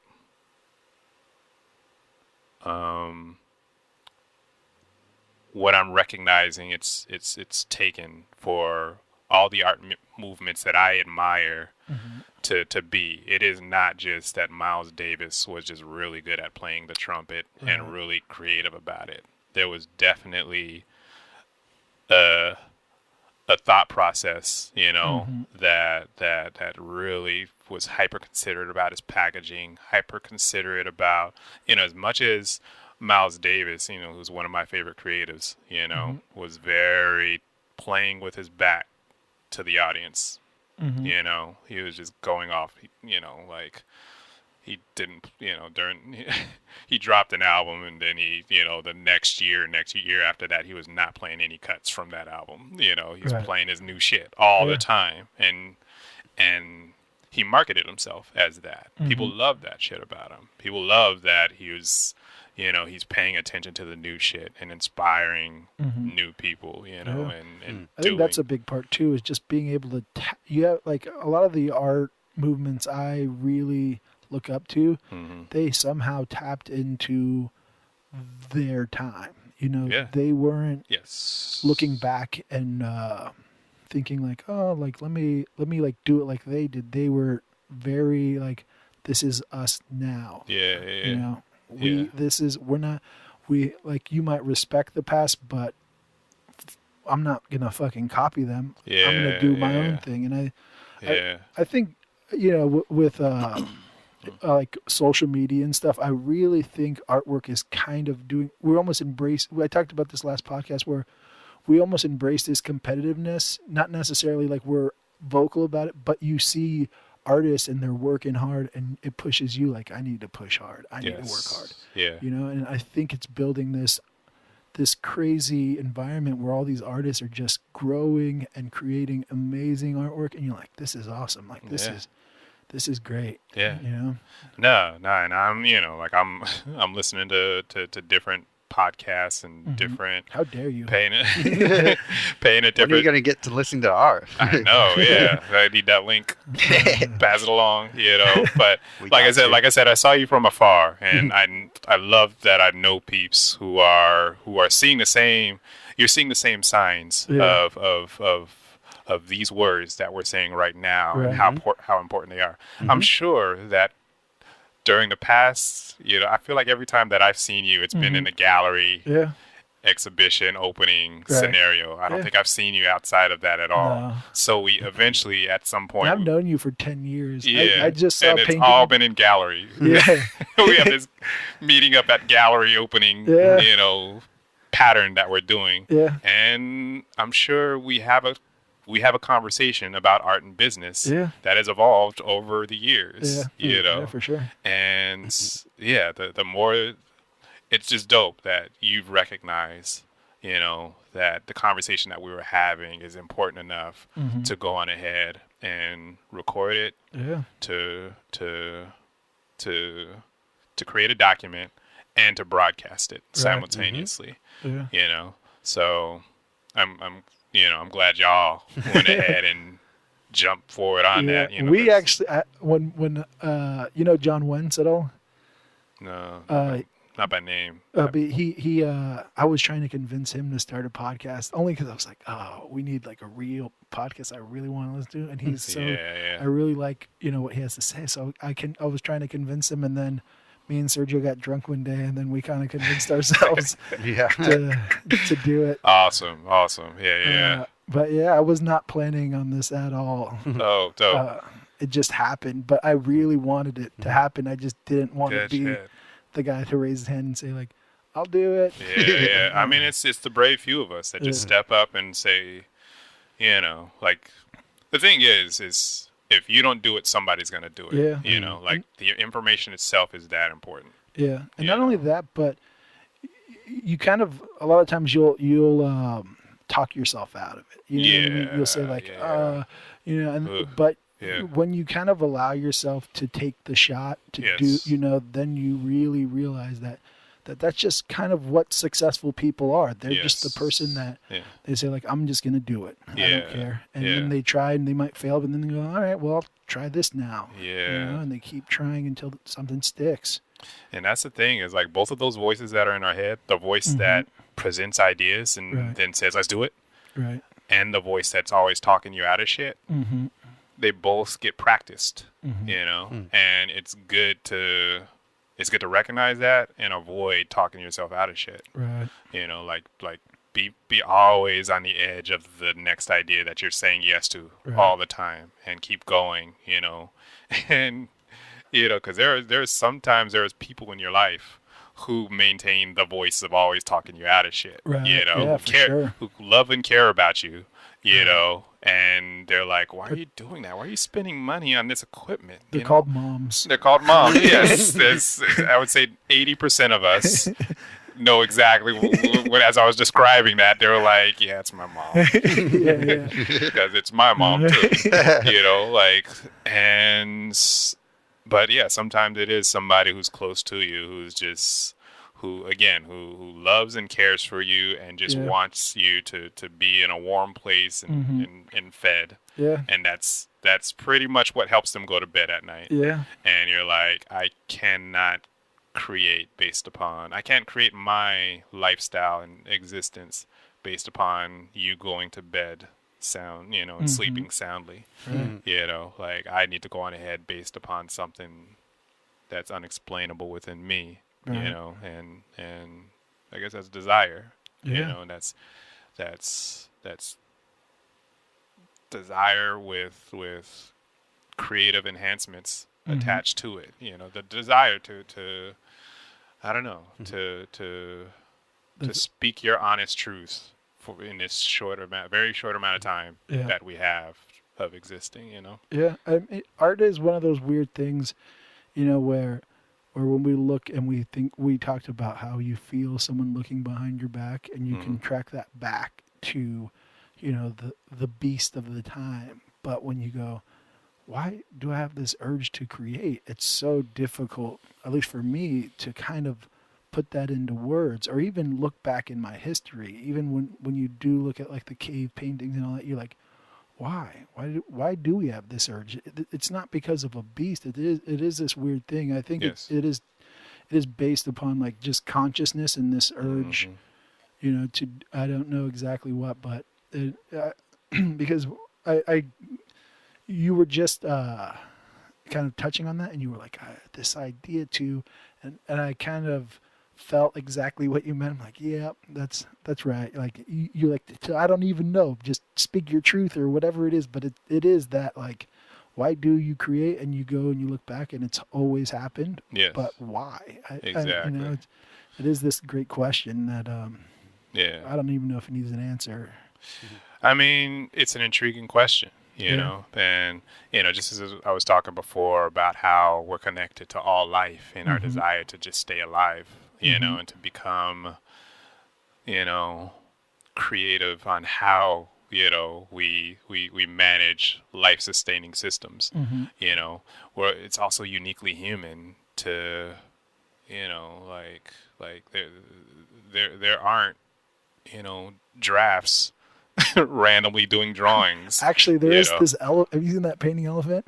Yeah, but that's not really an elephant who wants to paint. No, he wants a treat. That's exactly. There's a human that's manipulating a very smart animal. Yeah. And by very smart, they're willing to pick something up and smear something onto something else in a particular pattern and receive a treat. Right. That's the thing. That's funny. There are species. The smartest species are smart enough to just do what we say in order to get fed. Right. To basically give over their evolutionary process. Right. And trust the next human, the closest human standing next to them. Yeah.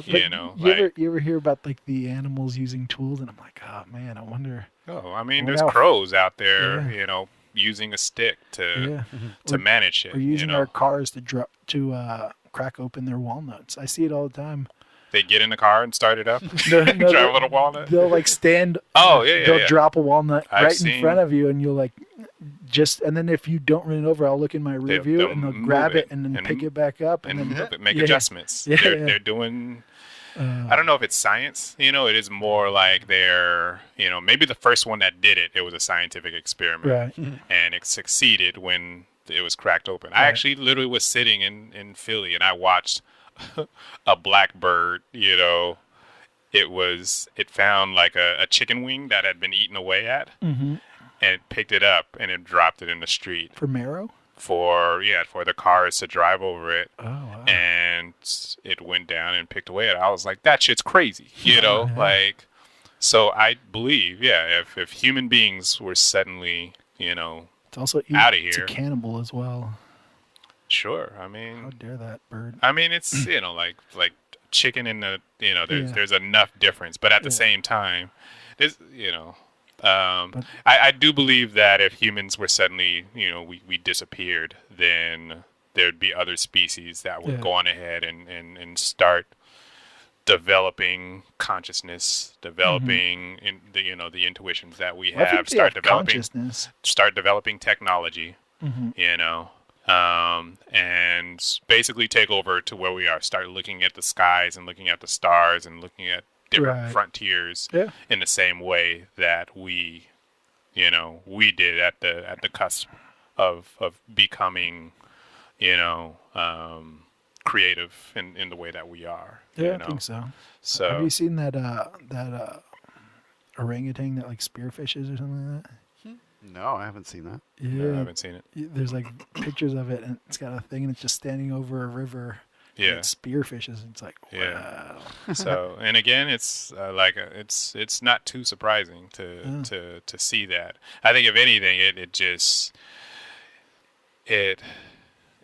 like it might tie into space travel. The humans might take off, and then the next level of animal gets their turn at this place. Yeah, I mean, yeah, it's quite possible. It's like have you seen like there's a video of like a crow that was like on a snowy rooftop, and it had like a bottle cap that it would fly to the top of the rooftop, sit on the bottle cap, and then slide down like it's snowboarding. That's awesome.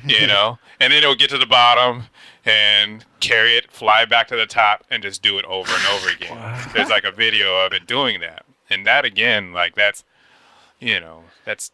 tied into like animals. Like animals have, I guess that feeds the theory that animals desire to have fun. Yeah. They find it pleasurable. Exactly. There's no need, that there's no need to do that to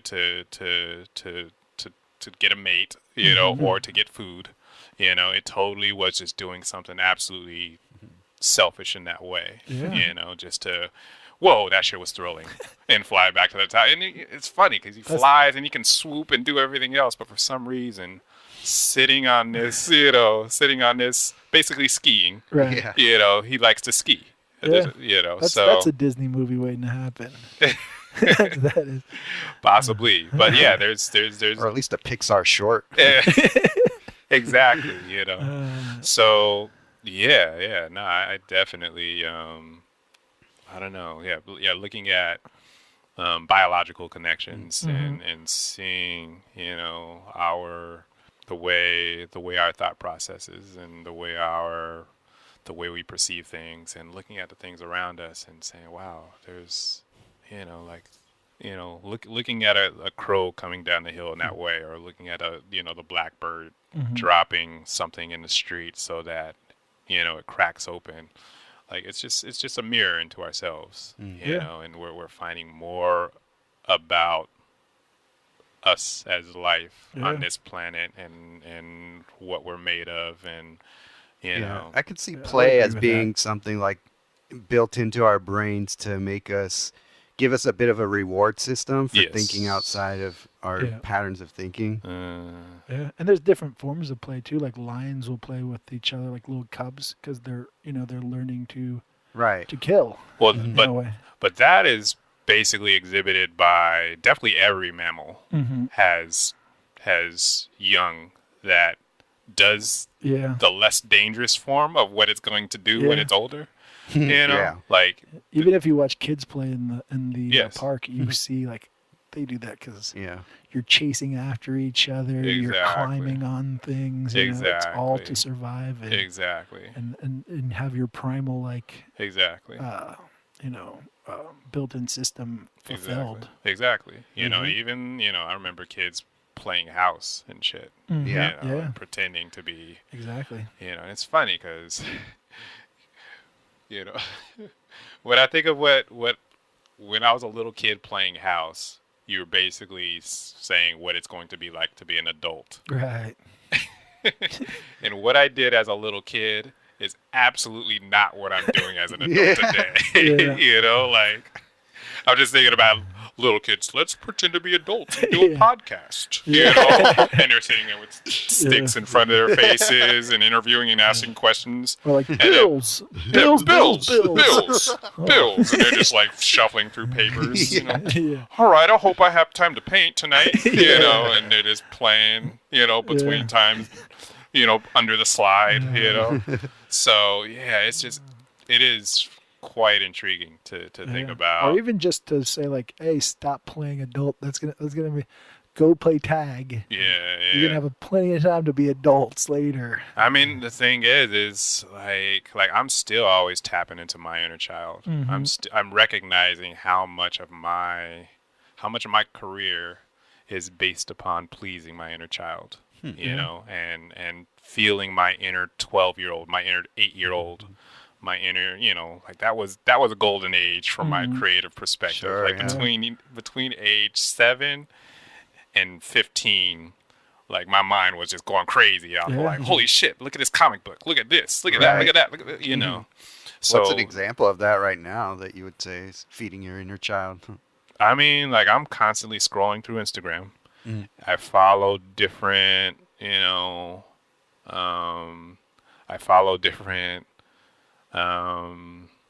Instagram accounts where people are building, like Gunpla. You know what Gunpla is? No.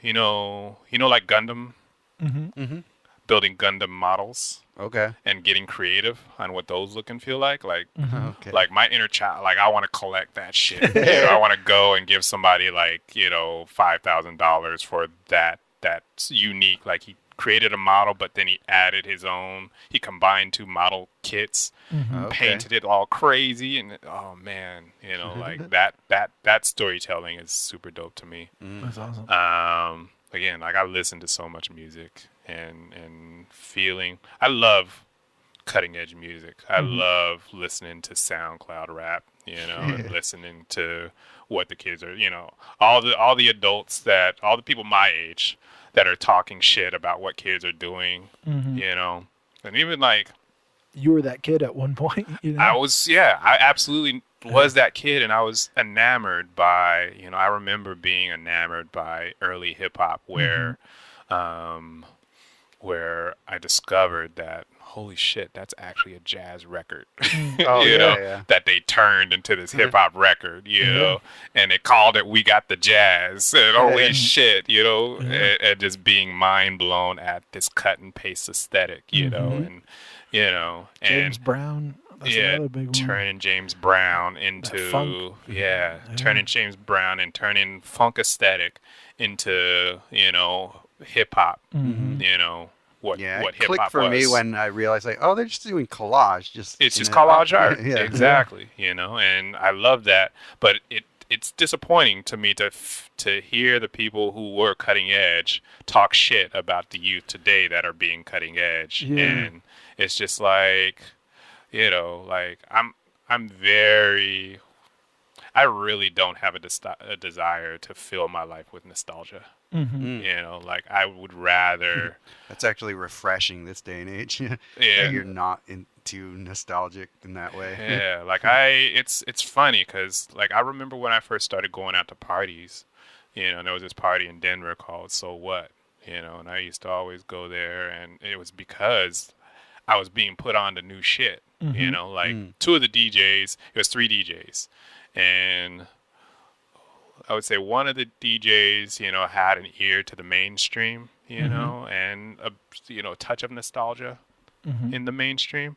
The other DJ was like hearing, you know, he was finding different broken beat from the UK and crazy weird shit out of Europe, and you know, and dropping just. He was putting me on to shit that I love, you know, nice. what was feeding the, I don't know, just the avant-garde movements of the moment, you know. And then the third DJ was like a blend in between, you know, and I just love that shit, you know, like hearing a Tony Braxton song, but there's just a different beat under it, you know.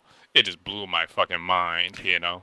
And now to go out to parties, and it's, you know, mostly people, I wouldn't say it's between 5 years older and 5 years younger than me, you know, and they're just playing. They're playing that Pete Rock and CL Smooth cut and acting like they didn't just play it last weekend at this spot. They're like, oh, they reminisce, you know, and I love that song. But we did just play this last weekend at this spot. You know, like Regulators, that's another one. Yeah. I love Regulators. Oh, yeah, I do too. And that one doesn't get enough play. In all reality, like more DJs, or the parties that I've gone to, and maybe I just don't go out enough, but you know, I just haven't heard that song enough. Now that you bring it up, but yeah, like so yeah. When it comes to nostalgia, like I've never, like, every now and then it's dope to go and hear a song or see a movie or whatnot. But being a futurist, you know, I think that sort of feeds me. It feeds me to see new shit being created and to be on the cusp of something, some new shit, you know. Like that actually makes sense for your aesthetic. And I think a lot of the rap artists that have longevity, they would kind of agree with that. You know? They I agree. Never, you know, they let the young kids do what they're doing. They're like, I agree. You know? Like it bugs me, you know, like, for example, like somebody who I think is a great, you know, like I've seen like interviews with Pete Rock, you know, and just brought up Pete Rock and CL Smooth, and you know, again, like his aesthetic is definitely, you know, and maybe his anger has to do, his disgruntled old manness has to do with he doesn't get enough props when it comes to the amount of innovation, when it comes to sampling and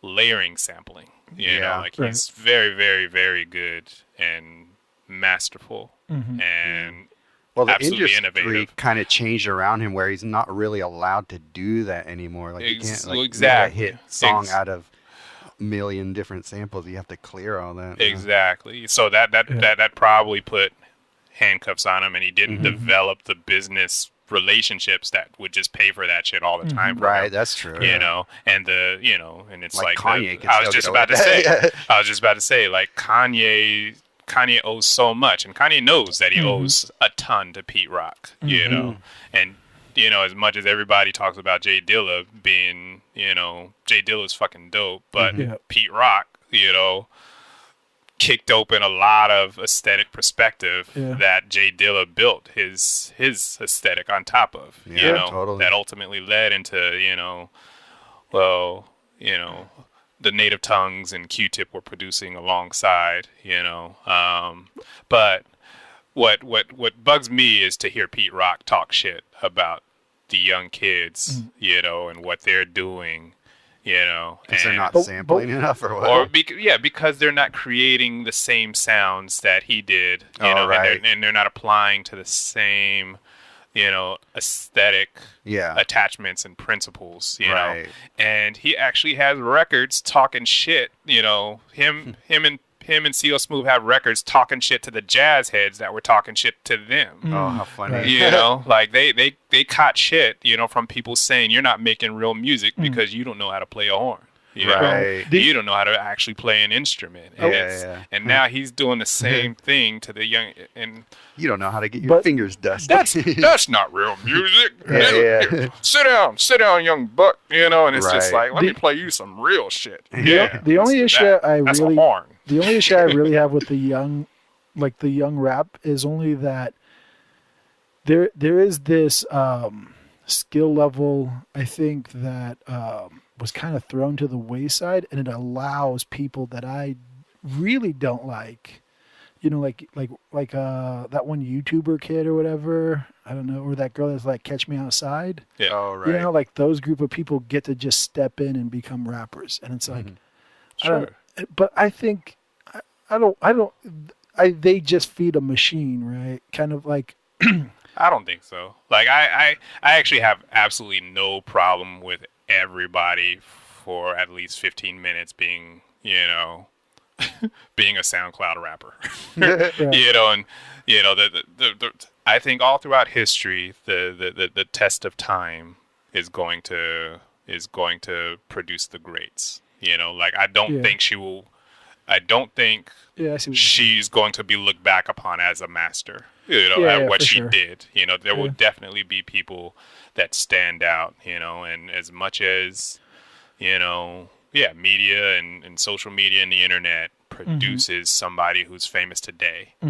You know, and so on and so forth. There's always going to be the Kanyes and the Kendricks and the Miles Davises and the Drakes. You know, as much as you want to talk shit about somebody who's alive and relentlessly releasing work, and that's the thing. You know, that's what, you know, being old enough to see somebody get talk shit about enough while they were alive, and then when they're dead, they're suddenly a great and an example of what good music is. Like, I remember when Biggie was alive, he was being shitted on as much as Kanye. He was being loved, but he was being loved and shitted on as much as Kanye and Drake, you know, are to this day. Yeah. And then he died, and suddenly he's the prime example of what good hip hop is. Right. Like, I remember people talking shit about it. I remember people just talking, he's a fucking, you know, sellout, and he's just all about money, and he's just all about this, that, and whatever. Shit, we were in the West Coast at the time. That was like, oh yeah, you couldn't even be a fan of Biggie. I remember, like, I'm from Denver, and it's equal amounts of East Coast, West Coast. It's a beautiful middle ground, right? You know, but yeah, you know, and I imagine with the amount of love that Tupac had in the Bay Area, you know, it probably wasn't even just it being West Coast. It probably was just like he had just so much. Were both of y'all in the Bay Area? Or? Yeah, born and raised. Yeah. So, you know, Tupac was keying with digital underground. Yeah. So much out here, more than L.A. in all reality. Yeah. But Biggie got a lot of play on the radio here too. Yeah. He had love. You know, he had a lot of love and appreciation. But he had so many people hating him because he was just really successful at what he does, you know, and he crossed over to a mainstream audience, and it's just ridiculous to see people.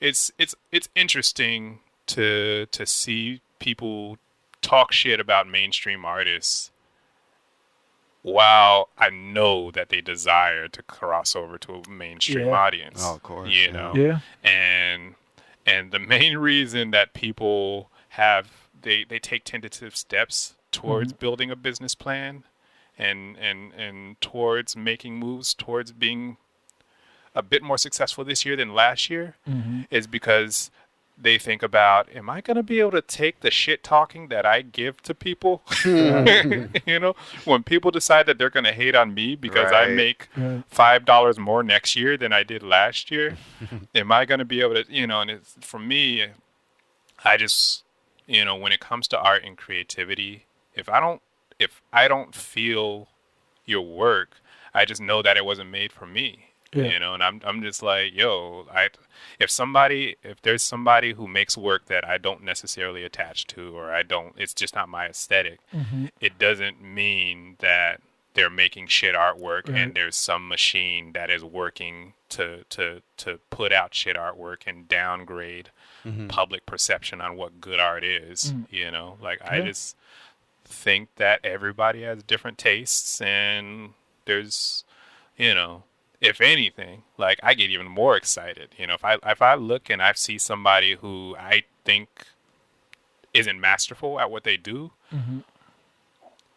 but they're killing it and they're making a lot of money doing what they're doing, it makes me like, holy shit, if they can do it, I just need to see what you know, what's attached to what they're doing and what their systems are built upon, and just go on ahead and dive into that shit. Like I'm hyper optimistic in that way, and I have no desire to live a victimized life and have a role of being a victim in my life and saying that, you know, find an excuse for exactly you not succeeding or something like that. You know what? Life is, you know, that's the unfortunate thing, you know, is life is giving people reasons to fail, valid reasons to accept failure all the time. And success success is basically just kindly, graciously saying no thank you to failure being offered you on a silver platter all the time. Yeah. You know, and you know, if you're a person of color, you get that silver platter way more often. If you're a woman, you get that silver platter way more often, you know. And it's just, you have to thank you, no thank you. I'm gonna make it, you know. I have something, and I'm going to keep researching, and I'm gonna, you know, and again, like the internet, man, you know, like I'm at the age to where I remember where there was no internet, Right. Yeah. and there was no way that you could expose your work to more than your mom, your dad, your friends, you know, and maybe another 50 people, you know, without another machine, without a gallery, without leaving Denver and going to New York City, you know, because you want to be a painter, you know, like that was the thing to do, you know, instead of building an Instagram page. Right. And then suddenly, you know, you just jump from 50 people seeing your shit to 150 people. Right. And you're like, holy shit. Yeah. You know, or the artist even in like other countries, you know, we're like, fuck, I mean, where would you, you're amazing. Where would you be if you were? Man. Yeah. Like, I mean, I'm sure everybody everywhere had like their version of New York City during the 80s, you know, where that was, you know, the place where as a painter you go, right. You know, I guess like in Europe, it's probably like Paris, you know, but even we were London talking to our guest last week, and he's familiar with Italy, and he goes to Italy back and forth, and he's like, yeah, all the Italian artists ship their work to America because they just don't buy art there. It's just not the scene. And you think like, wow, what happened? It's vision and value. Before internet, what was happening? Yeah. Wherever that vision and value exchange is happening, you know, like I mentioned that the shift from New York being the number one to California and LA being the number one, and New York is like a fairly distant number three when it comes to LA and the Bay Area right now. When it comes to where you would go because you want to make crazy paintings all day long and be able to pay your rent. Yeah. You know, like like festival culture to me is a prime example of why, you know, like seeing places where it's like rich people out here want to spend on crazy shit. You know, there's a desire to spend on crazy shit. Right. Burning Man is a prime example of money people saying, if my money isn't being spent on crazy ideas, then it's not doing anything healthy at all, you know, financially healthy, you know, financially and, you know, value healthy and vision healthy, right? You know, like it just makes me feel like culture is progressing when money flows into something crazy, you know, and like I always mention that, you know, I remember at exhibitions in Denver and Philly, you know, the main difference between there and here is at an exhibition in Philly, like a person who clearly could afford to be an art collector, a money-ass person comes to my exhibition, looks at me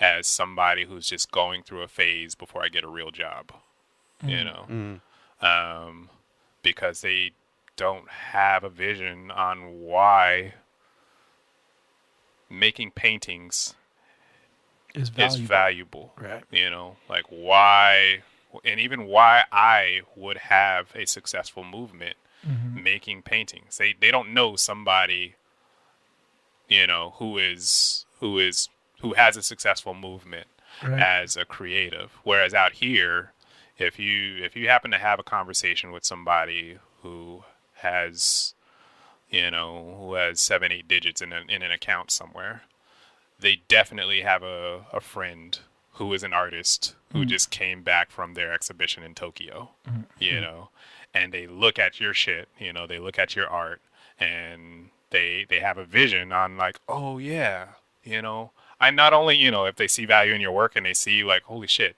this person makes beautiful work, and they also have the possibility of blowing the fuck up, and each of these pieces in this room, is going to be worth more, and this person is going to be like my other friend who is, just getting back from Tokyo and now on their way to their exhibition in Melbourne, Australia, or whatever, So, yeah, like I needed to come out here where there was as much vision infused into the value system, the valuers, where the money people have relationships with visionaries who are full speed ahead into it. Yeah. And I needed to be around enough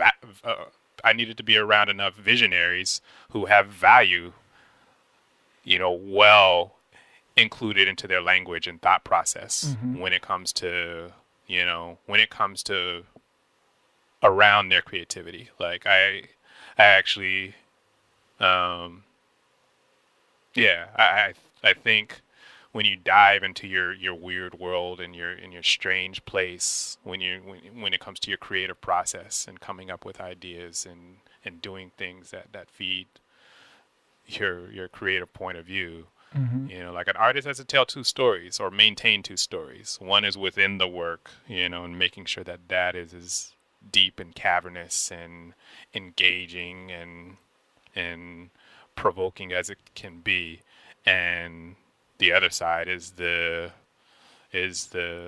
lifestyle that you're leading, the perspective that you're maintaining while you're drawing and painting and paying your rent and paying your bills and supporting your family and being a part of your community and so it's interesting, the vision and value yin yang circle, and and recognizing, like I said, that as a visionary, if you are if you are a person filled with refined vision, but you have no money in your account, you have the same amount. You're on the same level as somebody who has $1 million in a suitcase right there, but no idea on how to spend it. Right.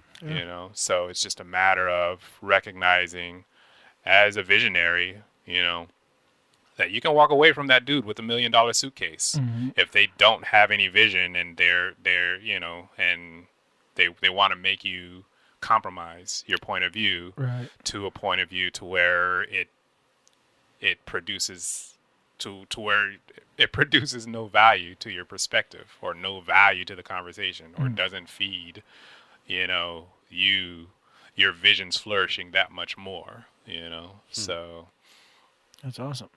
Yeah. Have you had to deal with people like that? That kind of oh, we always do. Yeah. We always do. We always deal with, we're dealing with a society that is very value focused. It's bent more towards the value point of view. Right. If you walk into a room and you have this dope ass painting and somebody on the opposite end walks into the room and they have a case full of $1 million, more people are going to turn their head to the $1 million suitcase, because that's where the conversation is tilted, but they also, again, they don't realize that like that money is just paper. It's the money is just an expression of potential. Yeah. Right. Of what value exchange could possibly happen. Yeah. If in the room the guy walks up to the guy with the painting, hands him the briefcase, then everyone's eyes look at the painting and they go, what the fuck was that painting worth $1 million? Yeah. But that's culture. So like when this could be like a dope ass art installation to where somebody literally just goes and makes the exchange, and they walk away from each other. That. I can see your mind working. That I am doing it so bad, but that is culture right there. Like that is, and it's not even just there. It's like what this person then does with this piece and what this person does with $1 million. You know, like they go and suddenly, you know, they get something to eat. They, you know, they pay their lawyer. They buy art supplies. They do this, that, whatever, and then they suddenly produce, you know, $6 million pieces. And this person goes and, you know, and puts it among their collection of 5 other pieces. You know, so it's there's something to me that's actually really magical in that aspect. You know, like I think when extreme value, you know, it frustrates me to see like when you know when the Japanese dude, you know, just bought like the Basquiat for like 16 mil. I forget how much. It was like 6. It was something like that. You know. Wasn't it more? I think it might be more. Didn't it just hit the most expensive painting? It was the most expensive. Yeah, I'm I always. think it might have been like 116. No, it might be something like that. It was more than that. Really? The last one was 200 million. So that'd be we got over. the internet at it, and I have Wi-Fi here.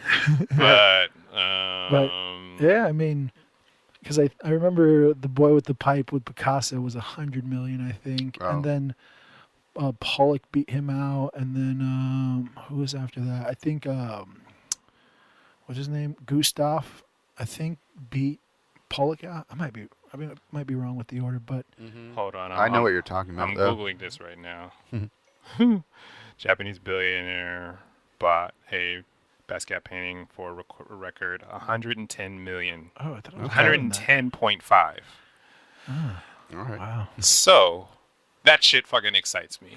You know, like that to me is like it makes me look at what I'm doing, you know. Right. And like it's just a matter of refining the conversation of the value of my work and understanding, you know, that, you know, like I'm not necessarily shooting for 110 million, right? You know, but there's no shooting for it. It's just really getting good at expressing the value of it. You know, like the numbers, the paper, you know, I think people get caught up in that. Yeah. You know, like those numbers mean nothing. You know, it's more like about a person being able to feed themselves, to support the people in their immediate connection, and to feed even further into their community with support. You know, like seeing somebody, you know, it's like Kanye or it's like Michael Jordan, you know, who've gotten to a point to where cities are, you know, just, you know, I remember reading something about like the king of Mali during so many centuries ago. I can't remember precisely when. Musa of Mali, of the Malian Empire. He was the richest man in the world and is arguably the richest man who ever was. Like he was so rich when he traveled, he displaced economies. You know, like so places would just have economic rises and collapses just based upon him coming, you know, into the and hanging out for a week, you know. And he ultimately, you know, the funny thing is, like, he ultimately funded you know, he was the Elon Musk of the day. You know, he funded a trip across the Atlantic, and I think that's where he went missing. I think that's what his Wikipedia says. Oh wow! You know, but he was again, he was an example of a valuer with immense vision. You know, and he was really good at exercising that. You know, I mean, of course, he was likely born into the throne, which most monarchs are, you know, but he also just did a good job of bringing more value to his place and to his point of view because of his relationship to visions and visionaries, you know. So to me, I'm just big on the vision and value point of view, you know, and you know, recognizing my role as a visionary, and the more compassionate and understanding I get of the value or point of view, the more I know that I can, the more I know that I can engage the value conversation, the value exchange, and do what I can to make the lives of myself and people closest to me better and better and better. Right. So. Nice. Yeah, that's awesome. Talking about visions, this is my good segue. We have this part where we talk about artists and their specific piece of artwork. You just did this humongous mural in Oakland. It's based off of a painting. Yes. And we like to kind of break down artwork, and our listeners are probably aware of that already, so I don't need to talk any more about that. So we have this painting. Do you have a title for this painting exactly? I settled, I'm poor with titling and maintaining a title of a piece. Okay. I've definitely, painted pieces and had them exhibited and put titles on them. And then the next show that they appear in, I'm like, I can't remember the title, and it's going to become something else. Right. So luckily, this piece is painted downtown, or a version of this image is in downtown Oakland at 17th and Broadway. The title of the piece that I settled on, or that has settled on it, is Frequency. And the title of the mural is Beacon Frequency Reader. And it was basically because I was creating a character within the Beacon Mural series storyline. So that mural is connected to 3 other pieces. And when that project is totally complete, there's going to be a story chapter that starts there and then sends you to 23rd and 24th to this mural here, that then sends you to 8 to 9 Vermont Street, that then sends you to 40th and Broadway. And so that's awesome. So anyway, when it comes to this particular piece, I made it about 4 years ago, 4 or 5 years ago. There's a date on it if I got up close to it. Yeah. But it sort of follows my same flow of maximalism, of starting with paintings. I actually, instead of starting with, my process with drawings starts more with absolute chaos, and really in abstraction. So I just put a shape in there and make another shape happen and make another shape happen, and until there's hundreds of things, and then I'll bring in something to engage these hundreds of things and try to create a story with that. With paintings, with paintings, I usually start with a face. I start with a figure. And the figure we're looking at here is kind of like this crouched down. I always wonder, because they almost look like a native people, but they also look like they're in the future. It's always this I can never figure that out. Are they supposed to be in the future, or are they supposed to be in the past? Are they supposed to be everything? I feel like they're right now. Oh, okay. I look at people right now, and we are equally pulling from the past and the future to create, modern day people that are walking around, So, there's definitely aspects of what she's wearing. She seems to be almost wearing a traditional kimono jacket, of sorts. And she has markings on her face. She has markings on her face. But then she has these goggles on her head. Yeah, So I'm always very curious about that. But that's cool. I like that whole it represents us now, and kind of how we pull from the past and are looking towards the future, kind of, and exactly, with anticipation or exactly. So that's awesome. So there's a bit of, because from my point of view, when I was making this piece, she's holding this sort of pole, like a staff or something. Yeah, it's like a staff, and there's actually a cord going through a metal loop that's hanging from the pole. Right. And in my mind, I was thinking, that she's using that, and she's actually placing different staffs in a pattern you know, and they're all being linked together. And within that link, there's some sort of energetic exchange that is opening a portal, you know. So that, you know, and also with the imagery, you know, on the beacon frequency mural, like I love the idea of this being a doorway that she's opening and you're falling into, you know, through frequency reading. That's awesome. So there is a combination of appreciation of science theory, you know, sci-fi theory, I should say, you know, of myth making, you know, because she also has bird companions with her, bird familiars. Is there this because I notice a lot of like your work has either birds or the people almost seem like they're floating. Yeah. And I'm always curious about that. This is there a link between like just the people floating and the animals that seem to have this power of flight or this ability to fly, I should say? And I like flying. Yeah. I like flying and I like flight metaphors, you know, so birds pop up in my shit all the time. You know, a lot of times people see the things floating around. They're like, most of the time people ask me if it's underwater. And I'm like, oh, that's interesting. You know, so, you know, I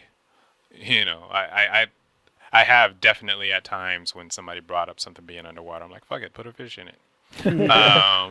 But yeah, you know, so yeah, I love, you know, I think every time I talk to somebody about traveling and, like I just love being in a plane and feeling it take off and feeling the miracle of the moment, and so glad I'm not dealing with like, you know, riding a wagon train or some shit, you know, or you know, like travel and transport, you know, is magical. It's absolutely physics defying, or it's, you know, based upon aerodynamics. It's mastering physics. Yeah. And it's just, it's amazing, you know. So yeah, flight metaphors. That's awesome. Are big in my mind. And you also have like a lot of like geometric shapes or like a lot of triangle stuff, and I'm always like curious as to that. Like I know there's like a buddy of mine, Amanda Lynn, she's like really into like sacred geometry and that kind of stuff. I don't know if that's an influence in your stuff or. It's so funny, you know, because there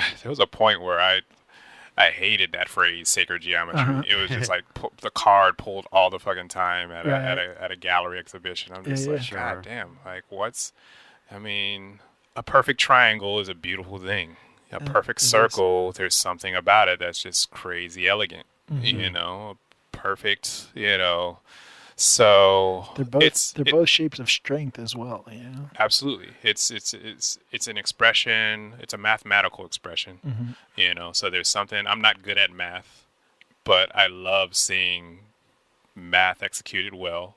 It's funny because my dad's an engineer, you know, and early on in my art career, he was, you know, my dad's been good. He's been very supportive of what I do by giving me distance and not, I don't know what you're doing, but you seem to be, you know, you seem to be on a path. So, you know, but there was this one time where he was trying to convince me, you know, towards the path of engineering by telling me that engineers draw as well. You know, you know, but the idea of becoming involved in math to where everything has to be precise or people die, you know, because bridges collapse, pumps fail, you know, a dam explodes and washes away a city right next to it. I don't want to be involved in math like that, you know, but I love, again, like coming to a realization that a perfect circle is gorgeous, you know, whenever it's actually it's a cheat, you know, in my style of work, you know, when I go in and I create absolute chaos, you know, and I have bunches and bunches of shit piled on top of each other and it's just madness. And if I simply just put a perfect circle on it, it's like, holy shit, you know, and or put a perfect triangle on top of the madness, then suddenly your eyes focus and there's balance where there wasn't, Right. you know. Yeah, I love that. And I love that shit, you know. So I tend to do that, you know. I tend to add math and science, you know. In a That way, is the expression circle. of math and science, I should say. In a way, the circle kind of reminds me of Muka or Mucha or whatever. Yes. Yeah. But just like on steroids because of all the madness inside. It's like Yeah. No, I definitely get people coming to me and saying, seeing Muka in my work, you know. Yeah, I could see that. And I love his work. You know, I it's love, amazing. the Art Nouveau is one of my favorite eras. Yeah. You know, when it comes to, again, wild ideas. You know, you could tell that there must have been some sort of, psychedelic influence, and an appreciation of mathematics and science, but also poetry and being on the edge of your own consciousness, you know. And I think a lot of them found value as well. You know, that goes back to your whole vision and value. They made I think so. They made a decent amount of money with like the commercial aspect. Yeah, I mean, when it comes to Muka and you got me trying to think of other Art Nouveau. What is Toulouse-Lautrec? You know, like they dove into commercial arts in ways that definitely, I wonder.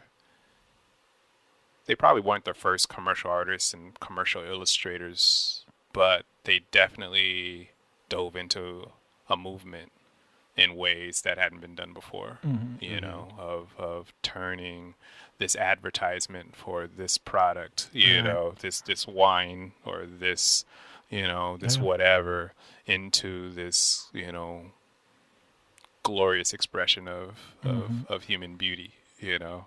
Yeah. So yeah, I never thought of the Art Nouveau in that way. You know? I mean, I don't think they were like respected super until like really, later, it's probably likely. But I feel like they survived, you know. Which is awesome. They found a way to make art and survive, and I respect that. Yeah. No, I agree. You know, and I mean, I like the idea of that barrier, the barrier between vision and value, the barrier that's in most of my artist friends' minds that make them feel like they're at odds with the people who could support them with their resources and their value exchanges. Like, to me, again, like the people that have been most successful and the people that are going to be most successful are the ones who are able to think about their work and really consider it in terms of its value exchange. And by value exchange, consider it in how will this make people's lives better? How will completing this painting make people's lives better? And as much as daunting as that thought is, the braver you get at diving into that question, like how can I actually, what is it about this painting that makes people's lives better?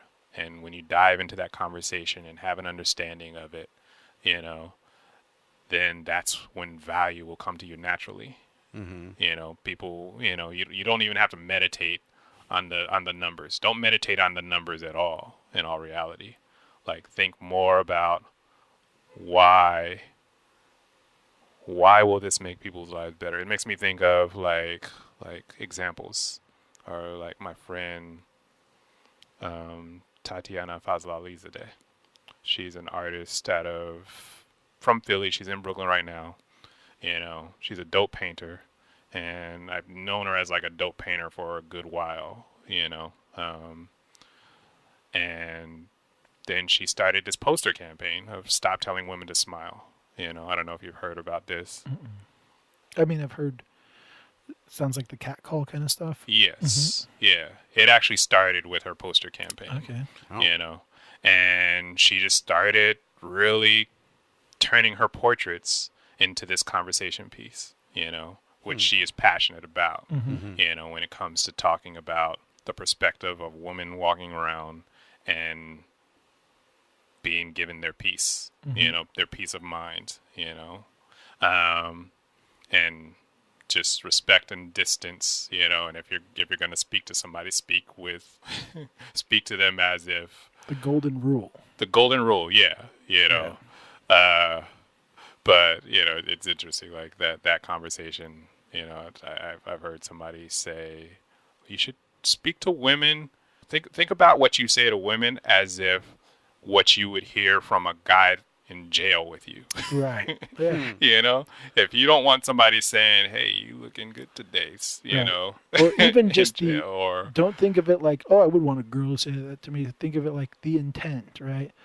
So when you say what you say, what is the purpose for saying that? Yes, exactly. Is your intent honorable, or is it I don't think there's anything wrong with approaching women because you think they're sexy and you want to get to know them. No. What I mean is as almost as like she is the object of your attention for a purpose that is only that, right? Like you don't respect her enough. Like it comes back to that catcalling where it's like you're only treating her as this object. Yes.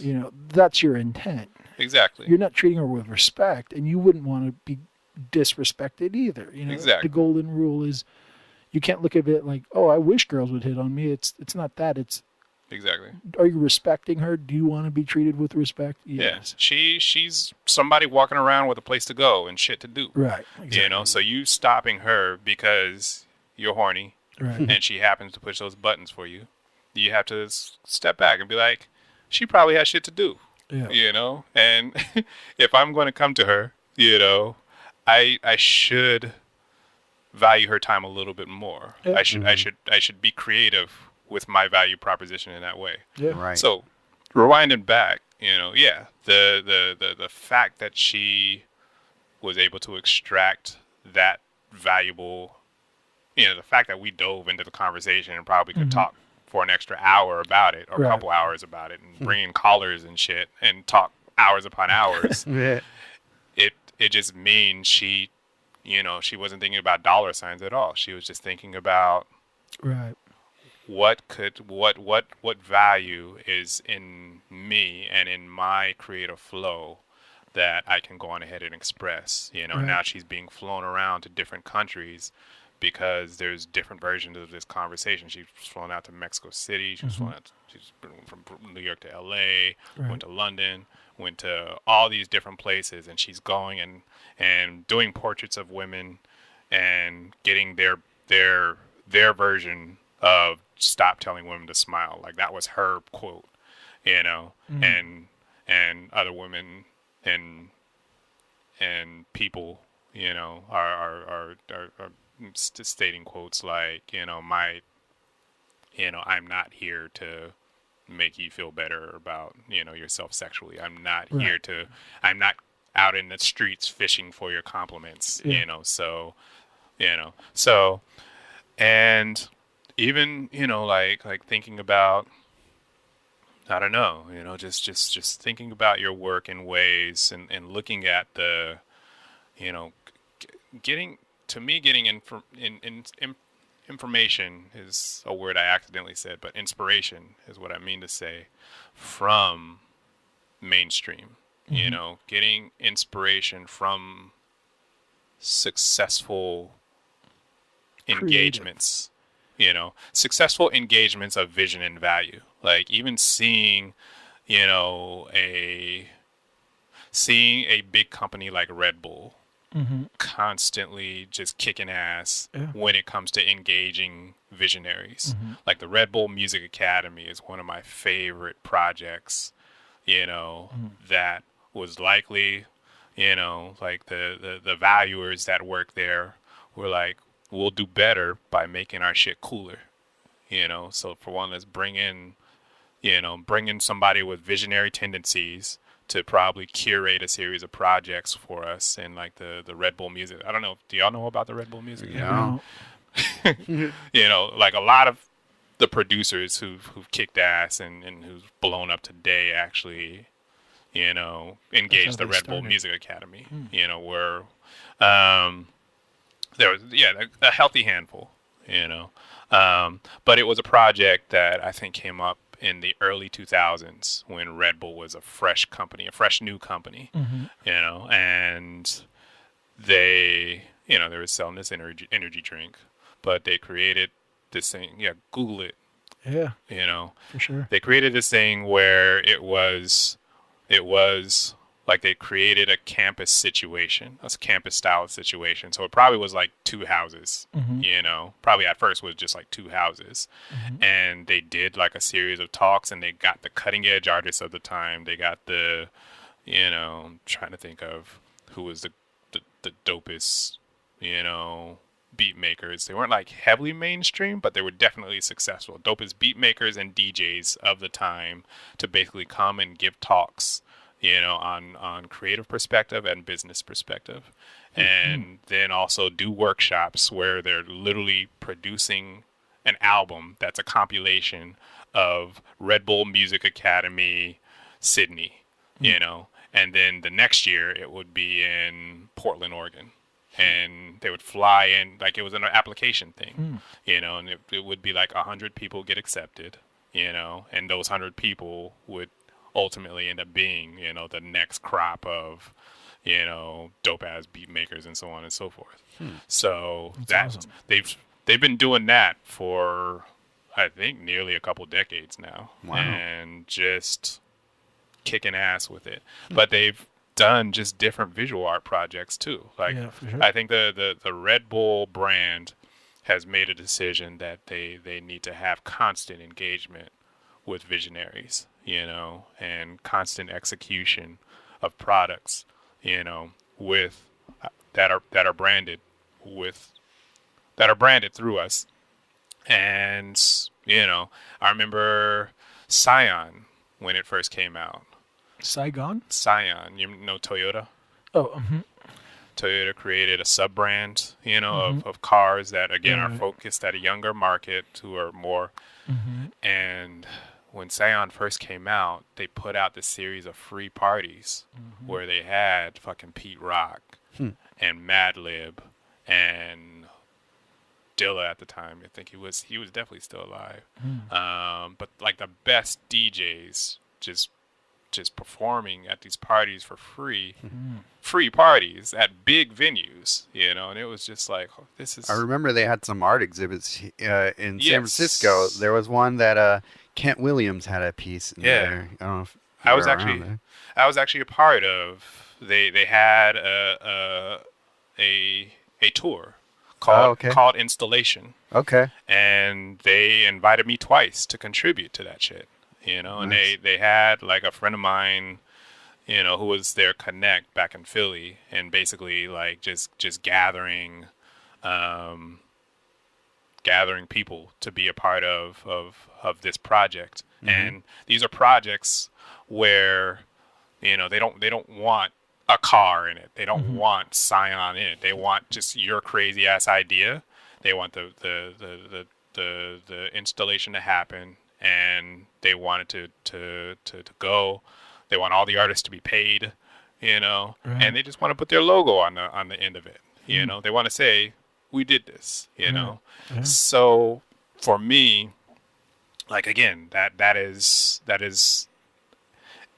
a dope, brilliant maneuver by valuers to say, let's engage the visionaries to pull this back in and ultimately sell more cars, ultimately sell more energy drinks, get a bunch of people who like dope art to be like, yes, I'm pulling down a Red Bull instead of a Monster, and like, for me, like, it makes me want more artists to look at that shit and say, you know, what if I went to Benjamin Moore Paints, right? You know, If I and approach create, if I created, if I, for example, you know, want to do a series of exhibitions, you know, in Oakland, that would then travel to San Diego, and then it would jump to Kansas, and then it would jump to, you know, then it would jump to Atlanta, right? You know, and I give this project a name, you know, say that it's just based upon my wildest visions, and yeah, allow it to be, you know, that create a video series that follows me in the studio, that goes with me, you know, in the studio in Oakland, and then follows me to San Diego for exhibition number 2, and then changes the artwork, and then as it travels to Portland, and then culminates, you know, in this final flow, you know, its final form, to use Dragon Ball Z terms, in Atlanta, Georgia, you know, and it's just going to be this amazingly edited video that's going to be scattered all over the internet, right. And it's going to be a 4-month project, you know, and again, just put Benjamin Moore Paints on the end of that shit, you know, like that's really what I want, you know, and again, the artists that know that language and know that the best art, you know, is, again, the vision and value exchange, and the brands that know that same thing, you know, like that's where I want to be, you know. Awesome. Like I think all the best art is going to is just going to master that understanding, you know, and you know, and come to the point of view that there's nothing wrong with value exchange. You know, you can't have a conversation being all anti-capitalist, you know, talking shit about capitalism, and then at the same time talking shit about, you know, I don't have enough money to pay my rent. Right. You know, yeah. like, you just can't. Yeah, I agree. So anyway. Yeah, I think that's probably a good place to end it. We're going pretty long, which is awesome. I mean, I love every second. Almost right now, 2.5 hours. Oh man! So it's been great. It's awesome. been great. The whole it's been awesome. Through, yeah. So you know, I don't know if you want to promote any kind of like social media or anything like that. We'll definitely put it up on our page and stuff like that. But do you have like a website you want to visit, or just have people? Yeah. Well, everything me on the internet is just Joshua Mays Art. So Joshua Mays. Nice. Art, you know, all one word. So follow me on Instagram at Joshua Mays Art. Go to joshuamaysart.com. Do you have any shows coming up? I am maneuvering. You know, Cool. I'm trying to create an exhibition point of view that is interesting and inspiring to me right now. Like just going, you know, we could probably talk further about you know, I'm just not super inspired with gallery conversations right now. Yeah. You know, but yeah, I want to come up. I'm going to exhibits at some point in form within the next 12 months. You know, and I want to this summer dive hard into the chrysalis, you know, and create out of this weird, crazy world that is my mind. I am getting ready for a mural in Philly, you know, working with the Philadelphia Mural Arts. You know, I have a few releases coming up, you know, in terms of limited edition releases. So, yeah, I would just say follow me on Instagram and know that I'm going to keep more information about it coming up there. Sounds good. Awesome. Well, thank you so much for doing this with us, and thank you for letting us in your house. This has been awesome. And yeah, it's fucking dope. Thank you for hitting me about this. I'm excited to actually share this. You know, so this has been Waiting Dry. If you're still listening, have a good day. Oh, you switched it up.